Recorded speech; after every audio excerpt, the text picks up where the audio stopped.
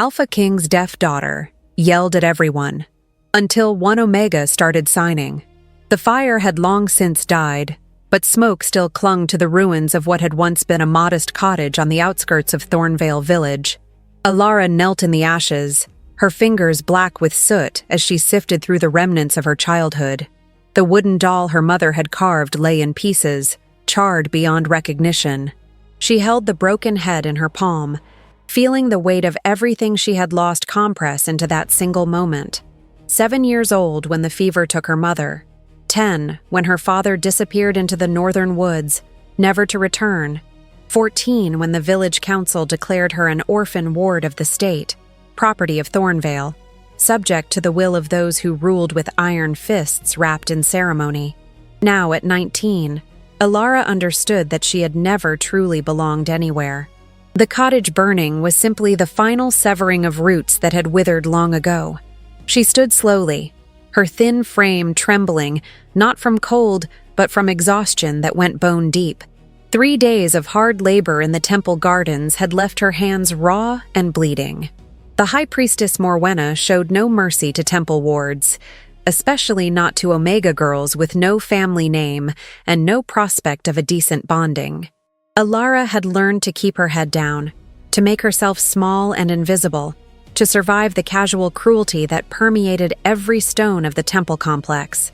The village of Thornvale sat in the shadow of the Obsidian Peaks, a range of mountains so dark they seemed to swallow light itself. The temple dominated the village center, a massive structure of black stone and iron gates, where the priestesses performed their rituals and maintained their stranglehold on the common folk. They spoke of divine will and sacred duty, but their eyes gleamed with the satisfaction of absolute power. Morwenna, in particular, seemed to take personal pleasure in breaking the spirits of young Omegas who came under her care. Alara had arrived at the temple 6 months after her father's disappearance. She remembered that day with crystalline clarity. The council magistrate, a portly beta named Garrett with breath that reeked of fermented grain, had gripped her arm and dragged her through the village square while people watched from their windows. No one intervened. No one ever intervened in Thornvale when authority exerted its will. "You'll learn proper discipline," Garrett had said, his fingers digging into her bicep hard enough to leave bruises that lasted a week. "The priestesses will teach you humility and service. Consider yourself fortunate they're willing to take in worthless strays." The temple had been everything Alara feared and worse. She slept in a dormitory with 11 other Omega girls, all orphans or daughters of debtors who couldn't pay their tithes. They rose before dawn to scrub floors, tend gardens, prepare meals for the priestesses and their favored acolytes. They ate the scraps that remained after everyone else had finished. They wore gray shifts that marked them as beneath notice, as less than the servants who at least received wages. Morwenna ruled the dormitory with a staff of ironwood that she wasn't afraid to use. Alara had felt its impact across her shoulders more times than she could count. Speaking out of turn earned 3 strikes. Failing to complete tasks to perfection earned 5. Showing anything resembling pride or independence earned 10, delivered with such force that breathing hurt for days afterward. But physical punishment was only part of the cruelty. Morwenna seemed to delight in psychological torment, in finding the tender places in each girl's soul and pressing until something broke. She forced them to confess their deepest shames before the others. She made them compete for the smallest privileges, turning them against each other. She preached constantly about Omega weakness, Omega unworthiness, the natural order that placed them at the bottom of society's hierarchy. "You exist to serve," she would intone during their mandatory evening sessions in the meditation chamber. "Your purpose is submission. Your value lies in your ability to obey without question. Those who resist this truth bring suffering upon themselves and displease the moon goddess herself." Alara had learned to recite the words, to bow her head and murmur agreement, while keeping her true thoughts locked away where Morwenna couldn't reach them. Survival meant compliance, at least on the surface, but inside, something unbreakable persisted, a core of defiance that no amount of brutality could fully extinguish. The village itself reflected the temple's cruelty. Thornvale was a place where the strong preyed upon the weak without consequence, where betas lorded their status over Omegas, where alphas were rare, but revered like gods when they appeared. The social structure was rigid and merciless. Omegas worked the hardest jobs for the least reward. They were forbidden from owning property, from testifying in disputes, from refusing commands from higher status individuals. Elara had witnessed beatings in the street that no one stopped. She had seen Omega girls her age married off to brutal alphas twice their age, led away with dead eyes while the village celebrated the bonding as proof of their fortunate circumstances.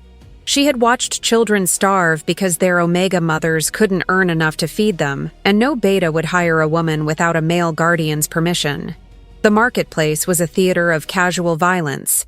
She had seen a baker strike an Omega boy across the face for dropping a loaf of bread. She had seen guards drag Omega women into alleys while their companions laughed.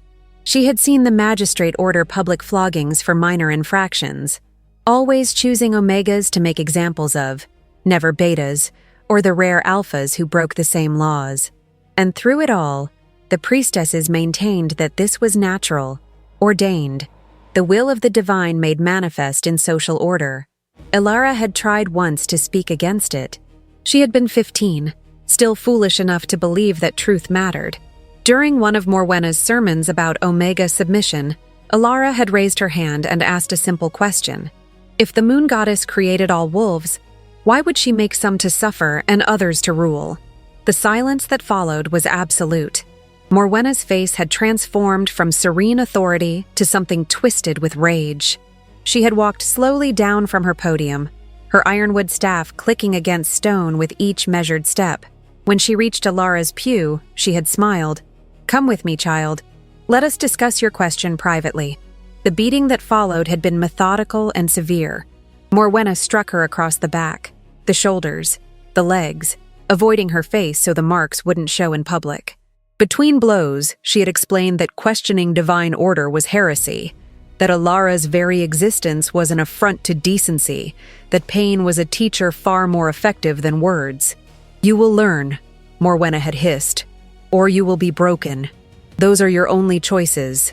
Elara had learned to keep her questions to herself after that, but she hadn't stopped questioning. She simply became better at hiding her thoughts behind a mask of compliance. The years at the temple blurred together into an endless cycle of labor and humiliation. She watched other girls break, saw their spirits extinguish until they became hollow creatures who moved through the world without truly inhabiting it. Some disappeared entirely, transferred to other temples, or bonded to alphas from distant territories. A few died from illness or injury that could have been treated if anyone had cared enough to try. Elara survived by making herself useful in ways that were difficult to replace. She learned herbal medicine from the temple healer, an elderly Omega named Bryn, who pitied the younger girls enough to share her knowledge. She became skilled at mending torn fabric, at coaxing life from difficult soil, at moving through the temple complex without drawing attention. She developed a reputation for competence and silence, which earned her slightly less brutal treatment than the others received. But competence and silence couldn't protect her from what came next. It began 3 weeks before the cottage burned. Elara had been working in the medicinal garden, harvesting nightshade berries for Bryn's arthritis tincture, when she overheard a conversation she wasn't meant to hear. 2 priestesses stood on the terrace above, their voices carrying down through the morning air. "The ritual requires an Omega of pure bloodline," one said. "The magistrate has identified several candidates in the village. And if they refuse?" the second asked. "Refusal isn't possible. This is divine mandate. The obsidian rite hasn't been performed in 3 generations. The moon goddess herself appeared to the high priestess in vision. 1 Omega must be given to sanctify the temple's foundation." Elara's hands had frozen mid-harvest. The obsidian rite was legend, a horror story the older girls whispered about in the dormitory after lights out. According to folklore, the original temple had been built on cursed ground, and the first high priestess had consecrated it by sacrificing an Omega girl on the altar, offering her blood to whatever dark entity dwelled in the mountain's roots. It was supposed to be ancient history, barbarism from a less enlightened age, but the priestesses were discussing it as if it were a viable plan, a necessary act of faith. Elara had fled the garden before they noticed her presence. She spent the rest of that day in a state of controlled panic, trying to convince herself she had misheard, that no one would seriously consider human sacrifice in the current era. But deep down, she knew better. She had seen what the priestesses were capable of when they believed divine authority sanctioned their actions. For 2 weeks, she waited for some sign that the conversation had been meaningless, that the ritual wouldn't proceed. But instead, she noticed the High Priestess summoning specific Omega girls for private interviews. She noticed magistrates visiting the temple more frequently, examining records, asking questions about bloodlines and family histories. Then, exactly 3 weeks after the overheard conversation, soldiers came to the dormitory in the middle of the night. Alara woke to rough hands dragging her from her pallet. She struggled instinctively, earning a backhanded strike that split her lip and filled her mouth with the copper taste of blood.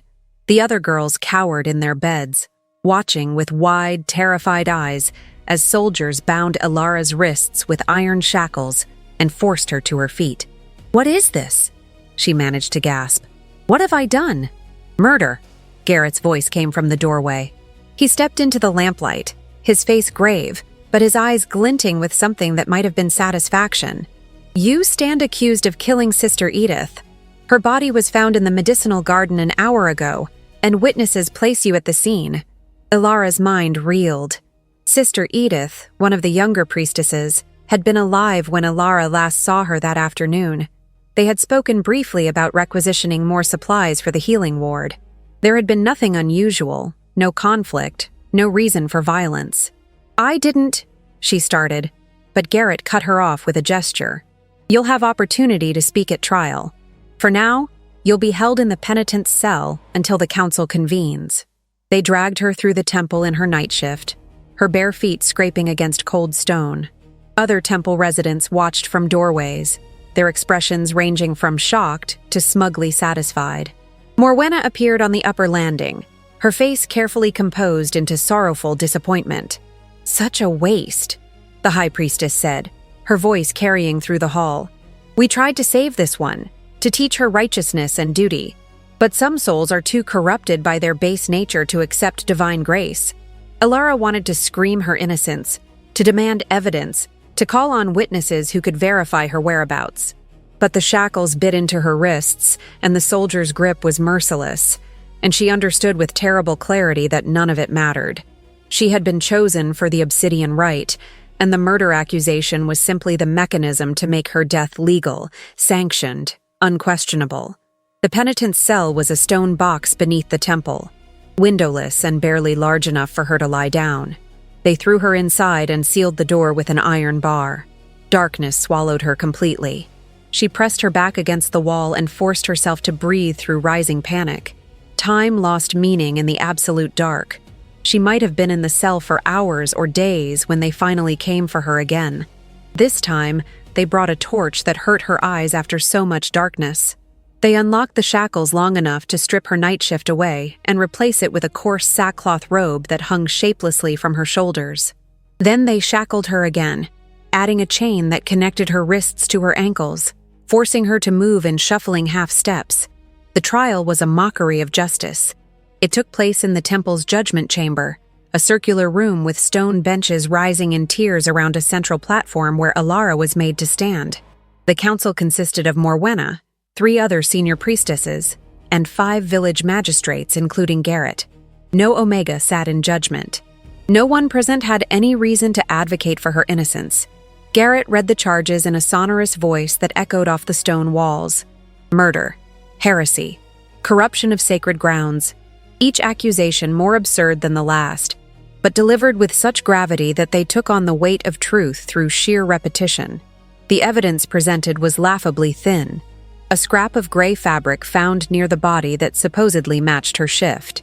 A witness who claimed to have heard arguing voices near the garden around sunset. A priestess who testified that Alara had shown concerning interest in poisonous plants. Alara was allowed to speak in her own defense, but every word she uttered was met with skeptical looks or outright dismissal. When she pointed out that every dormitory girl wore identical gray shifts, making the fabric evidence meaningless, Morwenna smiled sadly and suggested that Alara's attempt to cast suspicion on her sisters proved her guilty conscience. When she explained that she had been collecting nightshade under explicit orders from Bryn, they called the elderly healer forward. Bryn stood before the council, her gnarled hands trembling, and Alara saw the choice being made behind her eyes. Truth or survival? In the end, survival won. Bryn claimed she had given no such orders, that Alara must have been acting independently, that she had noticed the girl's fascination with toxic substances but hadn't reported it out of misplaced compassion. The betrayal hurt more than any physical blow could have. Alara understood it, even sympathized with it. Bryn was ancient and vulnerable, and they could have easily turned their attention to her if she didn't cooperate. But understanding didn't lessen the pain of watching one of the few people who had shown her kindness now helping to seal her fate. The verdict was never in doubt. Guilty on all charges. The sentence delivered with appropriate solemnity. Death by ritual sacrifice, to be performed during the next full moon as part of the Obsidian Rite. The council framed it as mercy, claiming they were offering her soul to the moon goddess in hopes of redemption she couldn't achieve in life. They returned her to the cell, but this time they didn't leave her in darkness. A torch burned in a wall sconce, casting dancing shadows across the stone. She realized they wanted her to see, to anticipate, to suffer with awareness rather than in blind terror. It was another calculated cruelty, designed to break her spirit before they broke her body. Days passed. She received minimal food and water, just enough to keep her alive until the appointed time. Her wrists bled where the shackles rubbed against skin with every movement. Her back ached from sleeping on stone. She developed a persistent cough from the cell's dampness that grew worse each day. But worse than physical suffering was the knowledge of what awaited her. She had learned enough about the Obsidian Rite from overheard whispers to understand the basics. On the night of the full moon, they would take her to the altar in the temple's deepest chamber, the original foundation stone where the first high priestess had built her sanctuary. They would bind her to the stone and open her throat with a ceremonial blade, letting her blood flow into channels carved specifically for that purpose. They would chant ancient words meant to appease whatever entity required such terrible payment. And everyone would watch, believers and skeptics alike, because the temple commanded attendance at major rituals. Her death would be public spectacle, cautionary tale, and religious observance all at once. She found herself thinking about her parents during those long hours in the cell. Her mother, who had sung to her every night even when fever consumed her from within. Her father, who had taught her to read using charcoal and bark scraps, because formal education was forbidden to Omegas. Had they known she would end like this? Would they have made different choices if they could have seen her future? A part of her was angry at them for leaving her alone in this brutal world, but mostly she just missed them with an ache that rivaled her physical pain. She wanted her mother's gentle hands on her hair. She wanted her father's gruff voice assuring her that morning would come, that darkness was never permanent. But they were gone, and she was alone, and morning would indeed come, but bring with it only more suffering. The cottage burning happened on her 10th day in the cell. She learned about it from a guard who mentioned it casually while delivering her water ration. The structure had gone up in flames during the night, he said, probably started by vagrants using it for shelter. The village council had ordered it razed completely since no one owned the property anymore. Alara had felt oddly hollow hearing the news. The cottage had represented her last connection to a life before the temple, even though she hadn't lived there in years. Its destruction felt symbolic, final. There was truly nothing left of who she had been before becoming temple property. On the 13th day, they came to prepare her for the ritual. 3 acolytes who avoided meeting her eyes stripped her naked and washed her with water so cold it raised bumps across her skin. They scrubbed her roughly with harsh soap that smelled of lye and ashes, turning her skin red. They combed her hair brutally, yanking through knots without care for the pain it caused. They dressed her in a ceremonial robe of pure white linen, dyed with expensive materials to demonstrate the importance of the occasion. The irony wasn't lost on Alara. They would spend more on her death garments than they had spent on her living expenses in all her years at the temple combined. As they worked, she noticed something strange.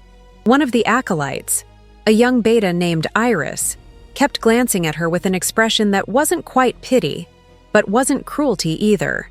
When the other two left briefly to fetch the ceremonial circlet she was meant to wear, Iris leaned close and whispered quickly, "The northern woods, 3 days past the border marker. There are wolves there who live free of pack law. If you could escape, they might shelter you." Before Alara could respond, the others returned, and Iris retreated to professional distance. But the words echoed in her mind, "If you could escape," as if escape were even remotely possible from a locked cell in the heart of the temple complex, surrounded by guards and walls and an entire village that would report her on sight. Still, the tiny seed of possibility planted by those whispered words took root. If she was going to die anyway, why not die fighting? Why not at least try to run, to rage against the injustice, to refuse the passive victim role they had assigned her? The problem was opportunity. She was watched constantly now. Guards checked on her every hour.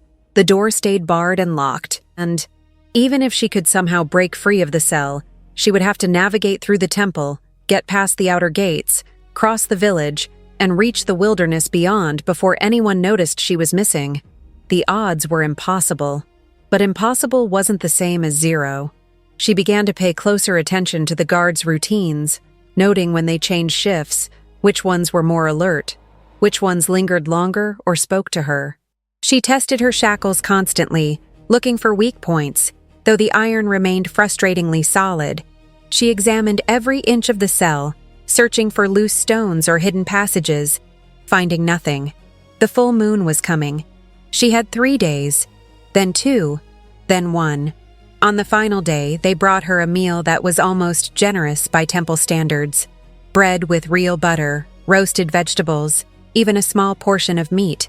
Her last meal, delivered with solemn ceremony by Morwenna herself. The high priestess stood in the cell doorway, her ironwood staff in hand, her expression one of satisfied righteousness. "I want you to know," she said in her smooth, cultured voice, "that I take no pleasure in this. But you brought this fate upon yourself through your stubborn refusal to accept your place. If you had simply learned humility and obedience, you might have lived a long life of peaceful service. Instead, your pride and defiance led you here." Alara looked up at her, meeting those cold eyes directly, despite knowing it would earn her punishment. "Did I kill Sister Edith?" Morwenna's expression didn't change. "What does it matter now? Your guilt or innocence is irrelevant. What matters is that you serve a higher purpose in death than you ever could in life." "So I was chosen," Alara said quietly. "The murder accusation was just convenience." "The obsidian rite requires a willing vessel," Morwenna replied. "Or if not willing, then legally condemned. The details of how we arrived at your selection are less important than the outcome. You should feel honored to be chosen for such sacred duty." She turned to leave, then paused. "If it helps ease your mind, Sister Edith did die in the garden. She simply died of natural causes, a weakness of the heart that no one anticipated. We found her at dawn and realized the moon goddess had provided us with perfect timing and perfect opportunity. Her death and your accusation were gifts from the divine." The door closed behind her, leaving Alara alone with the devastating confirmation of her suspicions. She hadn't killed anyone. There had been no crime. She was being murdered for ritual purposes. Nothing more, nothing less. The rage that filled her then was cleansing in its purity. She had spent years accepting abuse, bowing her head, surviving through compliance. But she would not go meekly to her death to satisfy these people's twisted faith. If they wanted her blood, they would have to fight for it. She attacked the evening meal with new purpose, eating every bite to build her strength. She worked at her shackles throughout the night, ignoring the pain as iron scraped against raw flesh. She tore strips from her white ceremonial robe and wrapped them around her wrists as padding. She practiced moving in the chains, learning their rhythm, finding ways to create slack that gave her more mobility. When they came for her at midnight, she was as ready as she would ever be. 6 guards arrived to escort her to the ritual chamber.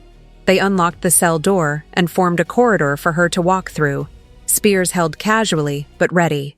They expected no resistance from a terrorized Omega girl who had spent 2 weeks in isolation, contemplating her mortality. Alara stepped out of the cell with her head bowed, playing the broken victim role they expected. She shuffled forward in her chains, moving slowly, waiting for the right moment. It came halfway down the corridor. One of the guards sneezed, turning his head away. Another shifted to adjust his grip on his spear. In that instant of inattention, Alara moved. She swung the chain connecting her wrists at the nearest guard's face, putting all her strength behind the blow. The iron caught him across the temple, and he went down hard. She used the momentum to spin, wrapping the chain around another guard's spear and yanking it from his grip. The butt of the spear caught a third guard in the gut. Then she was running, the chains around her ankles forcing her into an awkward hopping gait, but adrenaline carrying her forward. Shouts erupted behind her. Boots thundered on stone, but she had surprise on her side, and desperation, and nothing left to lose. She careened through the temple corridors, taking turns at random, seeking any path that led away from her pursuers. Her heart hammered against her ribs. Her lungs burned. The chains bit into her flesh with every movement, but she ignored the pain, focused only on forward motion, on escape, on survival. She burst through a door into the temple's main worship hall, a vast space filled with carved pillars and ceremonial braziers that cast wavering light across polished floors. Services weren't in session, thank the moon goddess, so the space was empty except for a few acolytes preparing for the evening ritual. They looked up in shock as she ran past. Behind her, the guards were gaining. She could hear them spreading out, trying to cut off her escape routes. The main entrance was barred and guarded, no hope there. But there were side passages, servant corridors, ways the temple workers moved without disturbing the faithful. She chose one at random and plunged into narrow darkness, following stone stairs that descended into the temple's foundation levels. These were storage areas, mostly, places where they kept supplies and old relics, and things not needed for daily operations. She had been down here only once before, helping move crates, but desperation sharpened her memory. The stairs ended at a junction. She chose left, emerged into a corridor lined with locked doors. Behind one, she heard voices and quickly moved past it.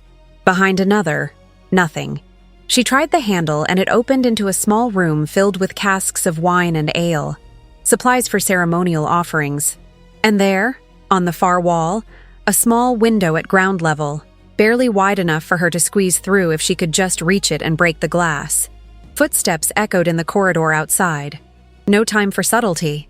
She grabbed a wooden stool, climbed onto a cask, and swung the stool at the window with all her remaining strength. Glass shattered outward. Cold night air rushed in. She could see stars beyond, smell earth and growing things. Freedom so close it hurt. But the window was too small for the stool. She dropped it and reached up, trying to pull herself through with wrists still bound. The chains caught on the window frame. Glass shards sliced her arms. She felt warm blood running down her skin but didn't stop. Couldn't stop. Had to get through. Had to reach the other side. The door burst open behind her. Hands grabbed her legs and pulled. She screamed in frustration and rage, kicking back, feeling her heel connect with something solid. The grip loosened. She pulled harder, ignoring pain, ignoring blood, ignoring everything except the need to be outside, away, free. And then she was through, tumbling onto grass, rolling down a slight embankment, landing in mud at the temple's outer wall. She scrambled to her feet and ran, following the wall until she found the gate, finding it locked but low enough that she could climb despite the chains, despite her injuries, despite guards now pouring out of the temple entrance.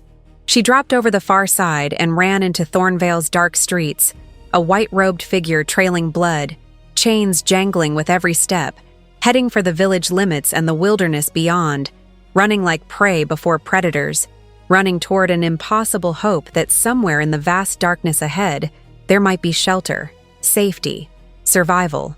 Behind her, bells began to ring, raising the alarm, calling out the village watch and anyone loyal to the temple. She had minutes at best before organized pursuit overtook her. But those minutes were hers, bought with pain and defiance, and she would use every second of them. She ran past houses where families slept peacefully, past the marketplace where she had witnessed so much casual cruelty, past the boundary stones that marked Thornvale's official limits. She ran until the buildings gave way to farmland, then to rough pasture, then to the first scattered trees of the great forest that carpeted the valley beyond the obsidian peaks. The forest swallowed her into its shadows, and for the first time in her life, Alara felt the wild call to something deep inside her, something that had been suppressed and ignored and beaten down, but never fully destroyed. She had no plan beyond forward movement, no destination except a way.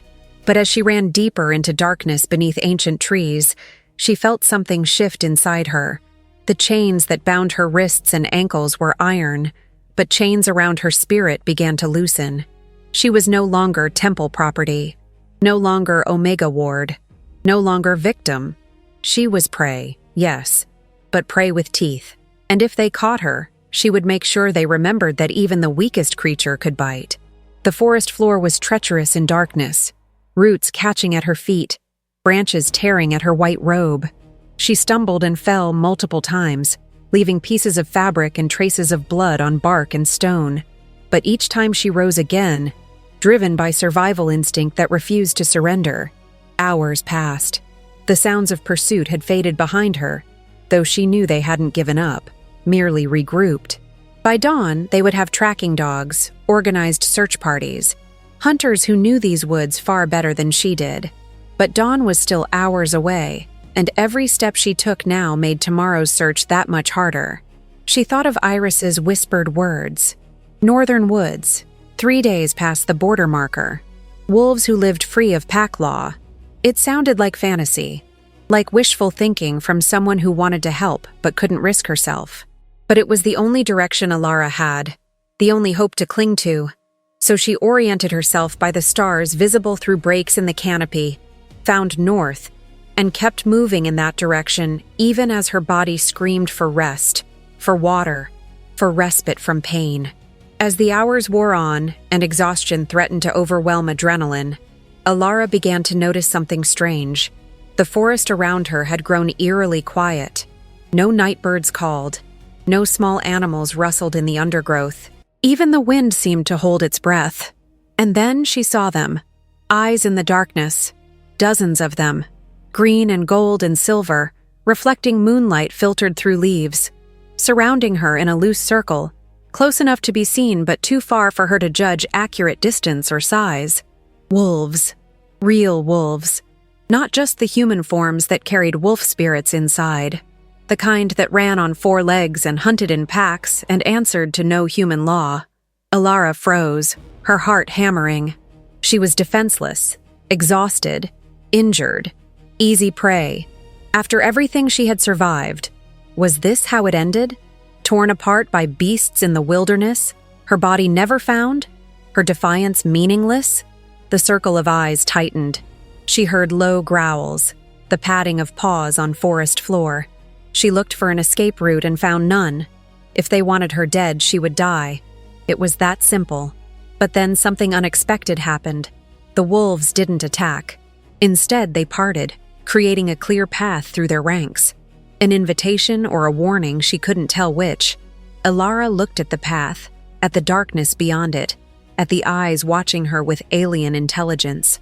Every instinct screamed at her to run, but where would she go? She was lost, hunted, nearly broken.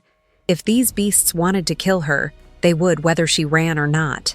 So she walked forward, moving between the wolves with chains still binding her, blood still dripping from her arms, wearing a ceremonial robe torn and filthy beyond recognition.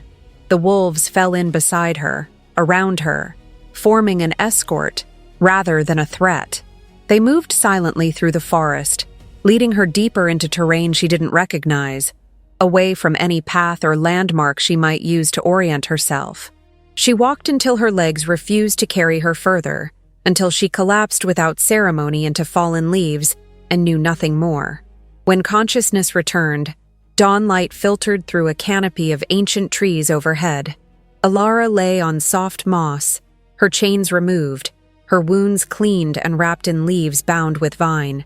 She sat up slowly, wincing at the pain in her torn shoulders and abraded wrists. She was in a small clearing surrounded by forest so old and dense that it felt like another world entirely. The trees here were giants, their trunks wider than her cottage had been, their roots forming natural barriers and shelters. Morning mist clung to everything, creating an atmosphere of dream and myth. And in the clearing with her, dozens of wolves lounged on moss and stone. But as she watched, she realized these weren't ordinary wolves. They moved with purposeful intelligence. Their eyes held awareness beyond animal instinct. And standing at the clearing's far edge, watching her with an expression of profound interest, was a young girl. She appeared perhaps 8 or 9 years old, with dark hair that fell in waves to her shoulders and eyes that held flecks of amber in their brown depths.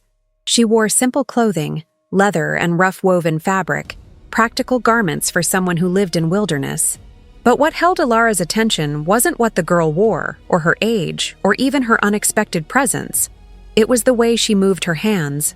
The girl was signing, her fingers forming shapes and symbols that told a story Alara couldn't understand, but recognized nonetheless. The language of those who couldn't speak, or chose not to. The silent communication she had seen once from a temple scribe who had lost his tongue to punishment. The girl signed something more complex, her expression questioning. When Alara shook her head, unable to comprehend, the girl's shoulders sagged slightly in disappointment. She turned to the largest wolf, a massive silver-furred beast with intelligent amber eyes, and made different signs. The wolf's response wasn't verbal either, but its body language conveyed meaning clearly enough. The girl nodded and returned her attention to Alara, this time pantomiming simpler concepts. Food, water, pain. Understanding clicked into place. This girl didn't speak, perhaps couldn't, but communicated perfectly with the wolves around her through sign language, and now she was trying to help Alara, offering basic necessities, asking about her condition. Alara nodded vigorously when the girl signed for water. Within moments, a smaller wolf appeared with a bark vessel held carefully in its teeth, filled with clear liquid. Alara drank deeply, the cold water painful and wonderful on her parched throat. The girl watched with satisfaction, then began the slow process of trying to communicate more complex ideas through gesture and expression. She pointed at Alara's wounds, at the remnants of her ceremonial robe, at the clearing around them. She made signs that might have meant questions, might have meant statements, might have meant anything really. But Alara felt herself relaxing despite not understanding. This child had saved her, or the wolves had saved her at the child's direction, which amounted to the same thing. They had removed her chains. They had cleaned her wounds. They had brought her to safety, at least temporarily. The girl signed something with emphasis, repeating it until Alara focused completely. She pointed north, made walking motions, held up fingers to indicate numbers. 3 days? 3 directions? Alara couldn't be certain. Then the girl drew a symbol in the air with her finger, a complex shape that glowed faintly with silver light before fading. Magic. Real magic. Not just the performative rituals of the priestesses, but genuine supernatural power flowing from this child's fingertips as naturally as breath. Alara understood then that she had stumbled into something far beyond her experience. These weren't ordinary wolves living free of pack law. They were something else entirely, something the stories hinted at but most dismissed as legend. Forest guardians, feral magic users, exiles who had chosen wilderness over civilization's brutal hierarchy. And this girl, this silent child who communicated through sign and magic, was clearly someone important to them. The morning wore on as the girl tried different ways to communicate. She brought Alara food, simple fare of dried meat and berries, and something like bread that tasted of nuts and honey. She changed the bandages on Alara's wounds using fresh leaves and a paste that smelled medicinal and stung, but reduced the pain almost immediately. And she never stopped signing, determined to bridge the language gap through sheer persistence. By midday, Alara had begun to pick up patterns in the signs. The symbol for water was simple enough. Food involved bringing fingers to mouth. The wolves each had specific signs, she realized, unique identifiers based on their characteristics. The large silver beast was leader, or father, or something similar. A smaller white wolf was signed as swift, or runner. The girl herself used a sign that looked like touching the throat, then spreading fingers outward. When she made it, all the wolves looked at her with obvious affection and respect. Someone loved, Alara thought. Someone cherished, despite being unable to speak, unlike what would have happened in Thornvale or any civilized settlement where disability meant decreased status and increased vulnerability. As the sun climbed higher, Alara noticed increased activity among the wolves. They took turns leaving the clearing and returning, reporting to the large silver beast through body language, and perhaps some deeper communication Alara couldn't perceive. Whatever they reported made the leader increasingly agitated. Finally, the girl stood and signed something that looked urgent to the silver wolf. He responded by gathering the pack with a series of low barks and growls. They formed up in organized groups, clearly preparing for action. The girl returned to Alara and helped her stand, supporting her weight when Alara's legs proved unsteady. She guided her toward a massive tree at the clearing's edge, one with roots so gnarled and twisted they formed natural cavities and shelters. At the base, hidden behind cascading moss and root structures, was an opening. The girl signed something that Alara interpreted as hide or stay safe or protected place. She gestured for Alara to enter. Inside, the hollow tree proved surprisingly spacious and dry. Soft moss and furs lined the floor. A small cache of supplies sat in one corner. Dried food, water vessels, even a simple knife in a leather sheath. Someone's emergency shelter, prepared and maintained for situations exactly like this. The girl signed something else, more complex, that included repeated motions toward Alara and then outward. Stay here? Wait for us? Don't leave? Alara nodded understanding, and the girl's face split into a relieved smile. She reached out and squeezed Alara's hand, a simple human gesture that transcended language barriers, then disappeared into the forest with the wolves. Alone in the hollow tree, Alara finally had time to process everything that had happened. She had escaped execution. She had fled into wilderness. She had been rescued by wolves led by a mysterious child who wielded magic and communicated through signs. And somewhere behind her, the temple would be organizing pursuit. Morwenna would be furious at being denied her sacrifice. The guards would be scouring the forest. The entire village would know that an Omega ward had defied execution and fled into forbidden territory. They would come looking. It was only a question of when. Alara spent the first hour in the hollow tree trying to calm her racing thoughts. Her body demanded rest, but her mind refused to quiet, replaying the escape, the trial, the years of suffering that had led to this moment. She examined the supplies the girl had left, finding not just food and water but also a change of clothing, simple leather trousers and a tunic that would be far more practical than her ruined ceremonial robe. Someone had anticipated that refugees might need this shelter, had prepared for exactly this kind of emergency. She changed carefully, mindful of her wounds, and found that the clothing fit reasonably well despite being sized for someone slightly larger. The leather was soft from use, worn comfortable over time. She wondered whose clothes these had been, what story had led to them being stored here.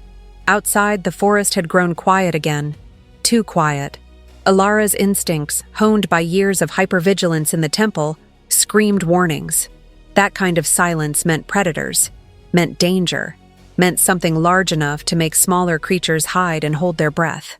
She peered through the moss curtain that partially concealed the hollow's entrance and saw them. Temple guards, a dozen at least, moving through the forest in organized search patterns.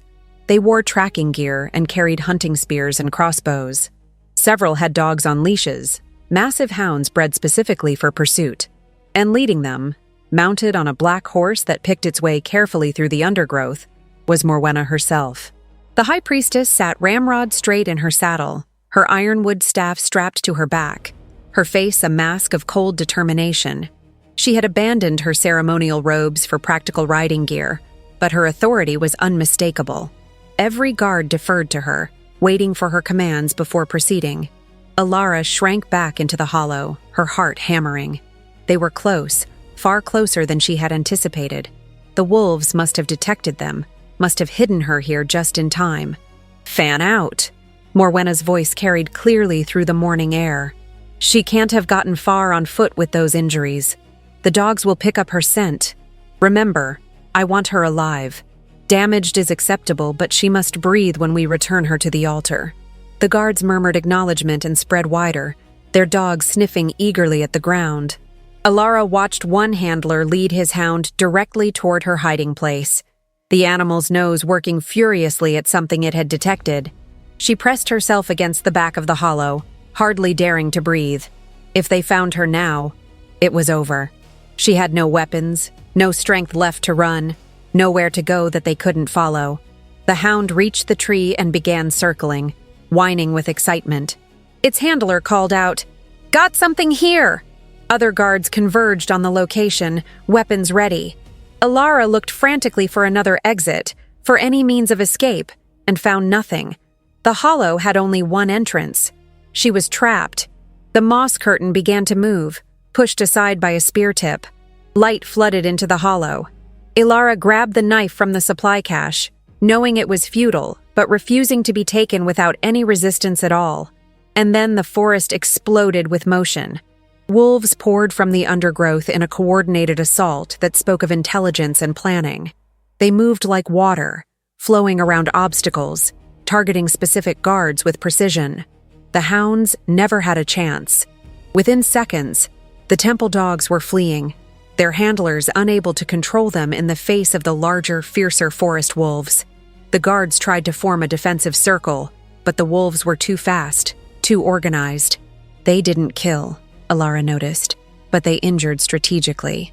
A wolf would dart in, bite a leg or arm, and retreat before the guard could retaliate. Within minutes, half the search party was wounded and unable to fight effectively. Morwenna shouted orders, trying to maintain control, but her horse reared in terror and nearly threw her. She had to dismount quickly and back against a tree, her staff held defensively before her. The large silver wolf, the one the girl had identified as leader, approached Morwenna directly. He moved with deliberate slowness, his amber eyes fixed on hers, his lips pulled back to reveal fangs that were longer and sharper than any natural wolf's should be. Morwenna raised her staff and began chanting, words in the old tongue that Alara recognized as invocation magic. Light gathered at the staff's tip, sacred power drawn from faith and will. She was attempting to banish the wolves, to drive them back through divine authority. But the silver wolf didn't retreat. Instead, he sat down calmly just beyond the staff's reach and stared at her with what could only be described as contempt. Morwenna's chanting faltered. The light flickered and died. She tried again, putting more force behind the words, but the result was the same. Her magic, so effective in the temple where belief reinforced it, held no power here in the wild places where older laws prevailed. The wolf yawned, deliberately, showing those terrible fangs. Then he barked once, sharp and commanding. The other wolves immediately ceased their attacks and fell back, forming a loose perimeter around the guards. The message was clear. Leave now, while you still can. One of the guards, braver or more foolish than the rest, raised his crossbow and aimed at the silver wolf. Before he could fire, a white shape blurred past and knocked him flat. The white wolf Alara had seen earlier stood on the guard's chest, teeth at his throat, growling low and continuous. "Stand down!" Morwenna commanded. "All of you stand down!" The guards obeyed, lowering their weapons reluctantly. The white wolf released the guard and backed away, but remained between the humans and the silver wolf. Morwenna's face was pale with fury, and something that might have been fear, though she controlled it well. "This territory is under temple jurisdiction," she said, her voice carrying the weight of institutional authority. "By harboring a condemned criminal, you violate sacred law. Surrender the girl, and we will leave peacefully." The silver wolf's response was to bare his teeth again, and emit a growl that vibrated through the forest floor like distant thunder. Morwenna tried a different approach. "I know you can understand me. The forest packs always could, according to the old records. This matter doesn't concern you. The girl is temple property, sentenced for murder. Give her to us, and there need be no conflict between your people and ours." More growling. this time from multiple wolves. Several moved closer to Morwenna, not attacking but clearly threatening. "You're making a mistake," Morwenna said, her voice dropping to something colder, more dangerous. "The temple's reach is long. We have allies you cannot imagine. This forest is remote, but it isn't beyond our influence. Help us, and you'll be rewarded. Defy us, and you'll be hunted." The silver wolf stood and took 3 measured steps toward Morwenna. She raised her staff defensively, but he simply walked past her, moving to the edge of the clearing where the guards had clustered. He looked at each one in turn, as if memorizing their faces, then returned to his original position. Another bark, sharper this time. The wolves began herding the guards away, nipping at heels, forcing movement northward and away from Alara's hiding place. Morwenna held her ground until the last moment, her eyes scanning the trees as if she could find Alara through sheer force of will. "This isn't over," she called out. "We will return with greater numbers. We will burn this forest if necessary. You've chosen the wrong side." The silver wolf lunged at her, not to bite, but to drive her back. Morwenna stumbled, caught herself, and finally retreated with as much dignity as she could muster. Within minutes, the temple party had been pushed beyond sight, though their curses and threats echoed back through the trees for some time. When the forest fell silent again, the moss curtain moved aside, and the young girl appeared, her face flushed with excitement. She signed rapidly, gesturing for Alara to come out. Alara emerged on shaky legs to find the clearing filled with wolves. More than she had seen before, 30 at least, possibly more. All sizes, all colors, but all sharing that quality of heightened intelligence that marked them as something beyond ordinary beasts. The girl ran to the silver wolf and threw her arms around his neck, pressing her face into his fur. He lowered his head and nuzzled her gently, a gesture so tender and protective that Alara felt her throat tighten. This was family, she realized. Whatever the relationship between this child and these wolves, it was built on genuine love. The girl pulled back and began signing to the silver wolf, her hands moving rapidly in what was clearly an animated conversation. He responded with body language and small sounds that she seemed to understand perfectly. They were discussing what to do next, Alara guessed. The temple's intrusion had changed the situation significantly. Finally, the girl turned to Alara and made a series of signs that included pointing deeper into the forest, making walking motions, and holding up fingers. 3. The number kept appearing in her communications. 3 days? 3 days of travel to reach somewhere safer? Alara nodded agreement, though she wasn't sure she could walk for 3 hours in her current state, let alone 3 days. But staying here was clearly impossible now. Morwenna had found them once and would return with reinforcements. The girl seemed to understand Alara's hesitation. She signed something to a medium-sized brown wolf, who immediately loped away into the forest. Within minutes, the wolf returned with a leather pack suspended from its jaws. The girl took it and offered it to Alara. Inside, Alara found more supplies: dried food, water skin, basic medical supplies, and what looked like a map scratched onto a piece of bark. The map was crude but showed landmarks Alara could potentially use: a river, a distinctive rock formation, a valley between peaks. The girl pointed to a location on the map, then to herself, then made walking motions again. She would guide Alara personally, it seemed, or at least part of the way. They set out immediately, moving deeper into the forest along paths that weren't really paths, just gaps between ancient trees that the wolves navigated with ease. The girl moved silently, never snapping a twig or rustling leaves, her feet finding purchase on ground that seemed treacherous to Alara's untrained eye. Alara followed as best she could, grateful for the wolf pack that surrounded them like a living shield. The morning wore on, becoming afternoon, the sun tracking overhead through gaps in the canopy. They paused occasionally for water and to check Alara's wounds, which the girl rebandaged with fresh materials she seemed to pull from thin air, though Alara suspected she was gathering them as they walked. By evening, they reached a river, the same one marked on the bark map. It was wide and fast-moving, fed by mountain snowmelt, the water clear enough to see smooth stones on the bottom. The girl led Alara to a shallow crossing point where the water only came to their knees. On the far side, the forest changed character. The trees were even older here, if that was possible, their trunks massive beyond comprehension, their roots forming natural bridges and archways. The air felt different too, charged with something Alara couldn't name but recognized instinctively as power. They were entering sacred ground, she realized, a place where the veil between ordinary reality and something else wore thin. The wolves moved more cautiously here, their ears forward, their eyes constantly scanning. Even the silver wolf, so confident before, proceeded with visible wariness. As darkness approached, they reached what appeared to be their destination for the night, a cave entrance partially concealed by a waterfall that cascaded down from rocks above. The girl signed for Alara to wait, then disappeared into the cave with the silver wolf. Several minutes passed before she emerged and gestured for Alara to enter. Inside, the cave proved to be more than just shelter. Someone had made a home here, or at least a regular dwelling. There were furs arranged as bedding, a fire pit with stones around it, supplies stored in leather bags hanging from natural rock protrusions. Drawings covered the walls, simple but expressive images of wolves and humans and the moon in various phases. The girl pointed to the drawings, then to herself, conveying that she had made them.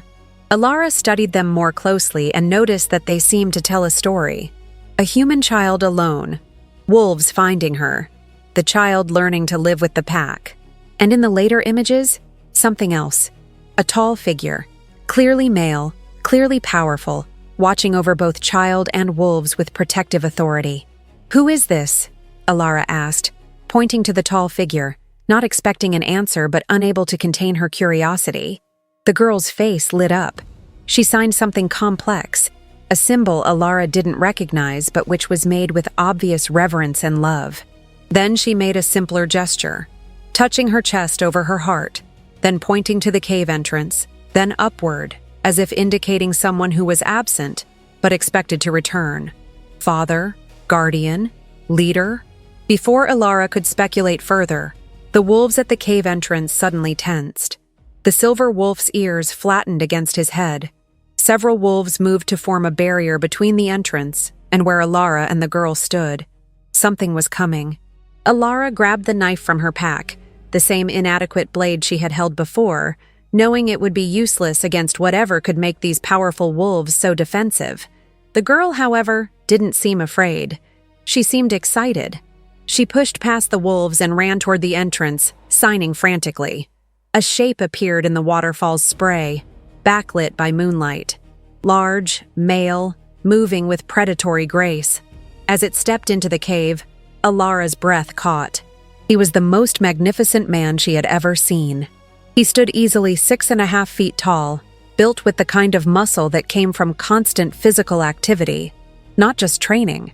His hair was black and long, tied back loosely, with a few strands escaping to frame a face that was all sharp angles and hard lines.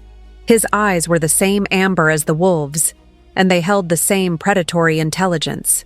He wore leather and fur, practical clothing for wilderness living, with weapons strapped to his back and sides.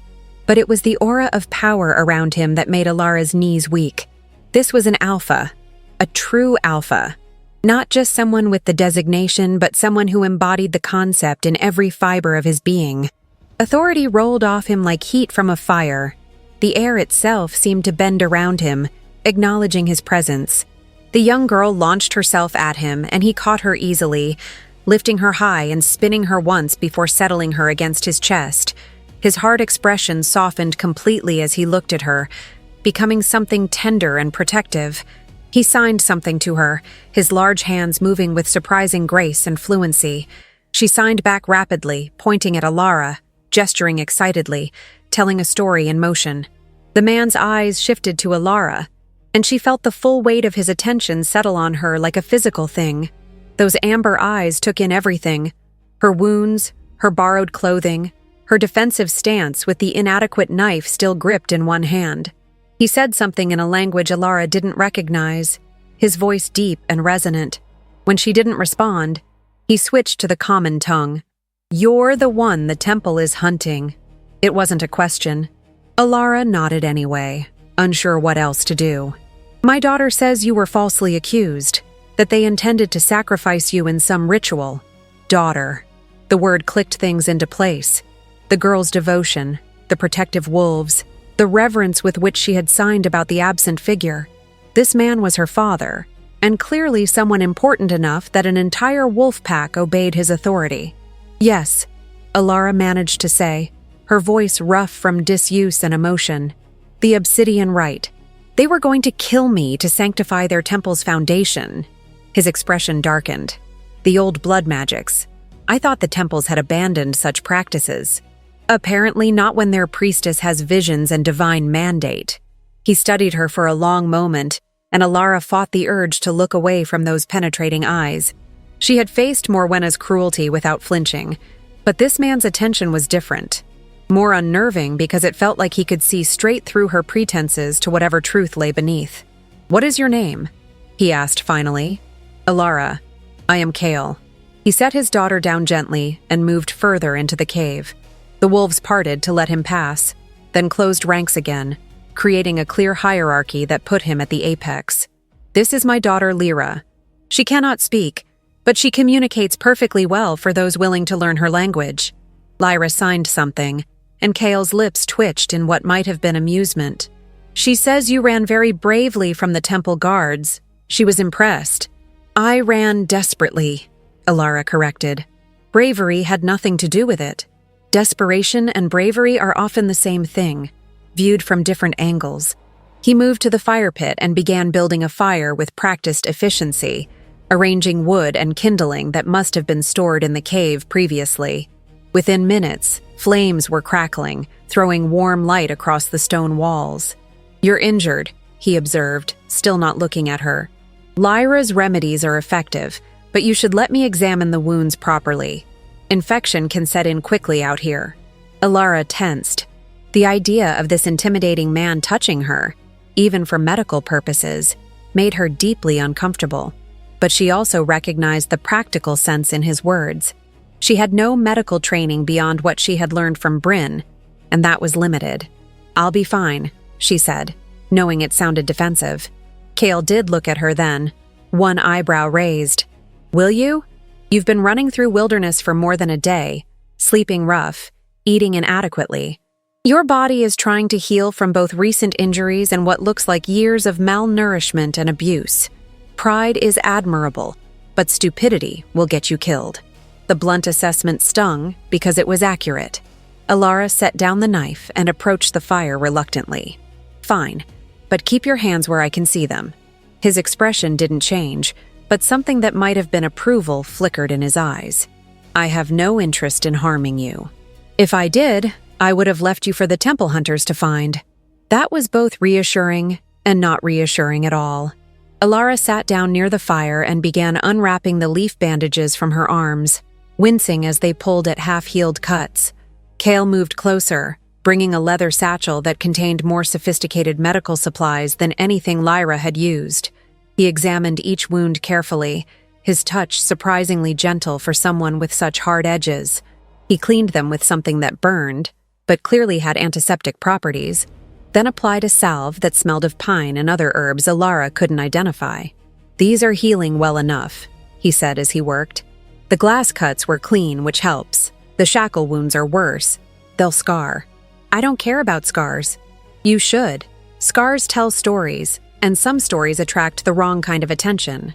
He rebandaged everything with clean cloth, working with efficiency that spoke of extensive experience with field medicine. When he was finished, he sat back and studied her again with that unsettling intensity. "The temple will come looking for you," he said. "You understand that, yes? They won't give up easily, especially if they've already invested resources in the hunt." "I know. Morwenna isn't the type to accept defiance." "Morwenna," he repeated the name as if tasting something bitter. "The High Priestess. I've heard of her. She has a reputation even out here in the territories beyond Temple Reach." "What kind of reputation?" "The kind that suggests she enjoys her power and uses it without restraint. The kind that says she's more concerned with maintaining authority than serving any genuine faith." He paused. "The kind that says she's killed before to get what she wants." Alara thought of Sister Edith, dead of convenient heart failure at the perfect moment. I don't doubt it. Lyra had been watching the conversation intently, her eyes moving between them like she was following a tennis match. Now she signed something to her father, her expression earnest. Cale's jaw tightened. No. She signed more insistently. Absolutely not. It's too dangerous. Lyra stamped her foot, and several wolves lifted their heads to watch the family disagreement. She signed something longer and more complex, her movements emphatic. Cale sighed, the sound of a father who knew he was losing an argument. She wants to take you to the Northern Territories, to the Packlands where the Temple has no authority. The free wolves, Alara said, remembering Iris's whispered words. Someone told me they existed, but I thought it was wishful thinking. They exist. Several packs live beyond the mountain passes, in valleys the Temple considers too remote and worthless to bother claiming. They've built a society there, free of the hierarchy and brutality you're familiar with. He paused. It's 3 days hard travel from here, through dangerous terrain, and once we arrive, there's no guarantee they'll accept you. We? Alara noticed the pronoun shift. Kyle stood and moved to the cave entrance, looking out at the waterfall and the darkness beyond. Lyra has decided you need help. When she decides something, she's relentlessly persistent. And I've learned that her instincts about people are rarely wrong. You don't have to risk yourself for me. I'm nobody. Just an Omega ward with no family and no status. The Temple won't stop hunting me, and anyone who helps me becomes a target. He turned back to her, and something in his expression had shifted. You think status and family determine worth? That's the Temple talking. Their poison that you've internalized. It's reality. It's their reality, designed to keep people like you compliant and broken. There are other realities, other ways of organizing society that don't require constant oppression to maintain themselves. The passion in his voice surprised her. This wasn't just philosophical disagreement, it was personal conviction born from experience. Why do you care? She asked. You don't know me. You don't owe me anything. Kyle was quiet for a long moment. When he spoke, his voice had dropped to something almost gentle. Because I know what it's like to be hunted by the Temples. Because I know what it's like to be condemned for defying their arbitrary rules. Because 15 years ago, I escaped from a situation very much like yours, and someone helped me when they didn't have to, and I'm still alive because of that kindness. He returned to the fire and sat across from her, his amber eyes reflecting flames. I am Cale Blackmoon, Alpha King of the Northern Territories. I rule the Free Packs, all 7 of them, representing more than 3,000 wolves who chose liberty over servitude. The Temples hate me. They've sent assassins, declared me heretic, offered massive rewards for my death, and yet I live because out here their power means nothing. Alpha King.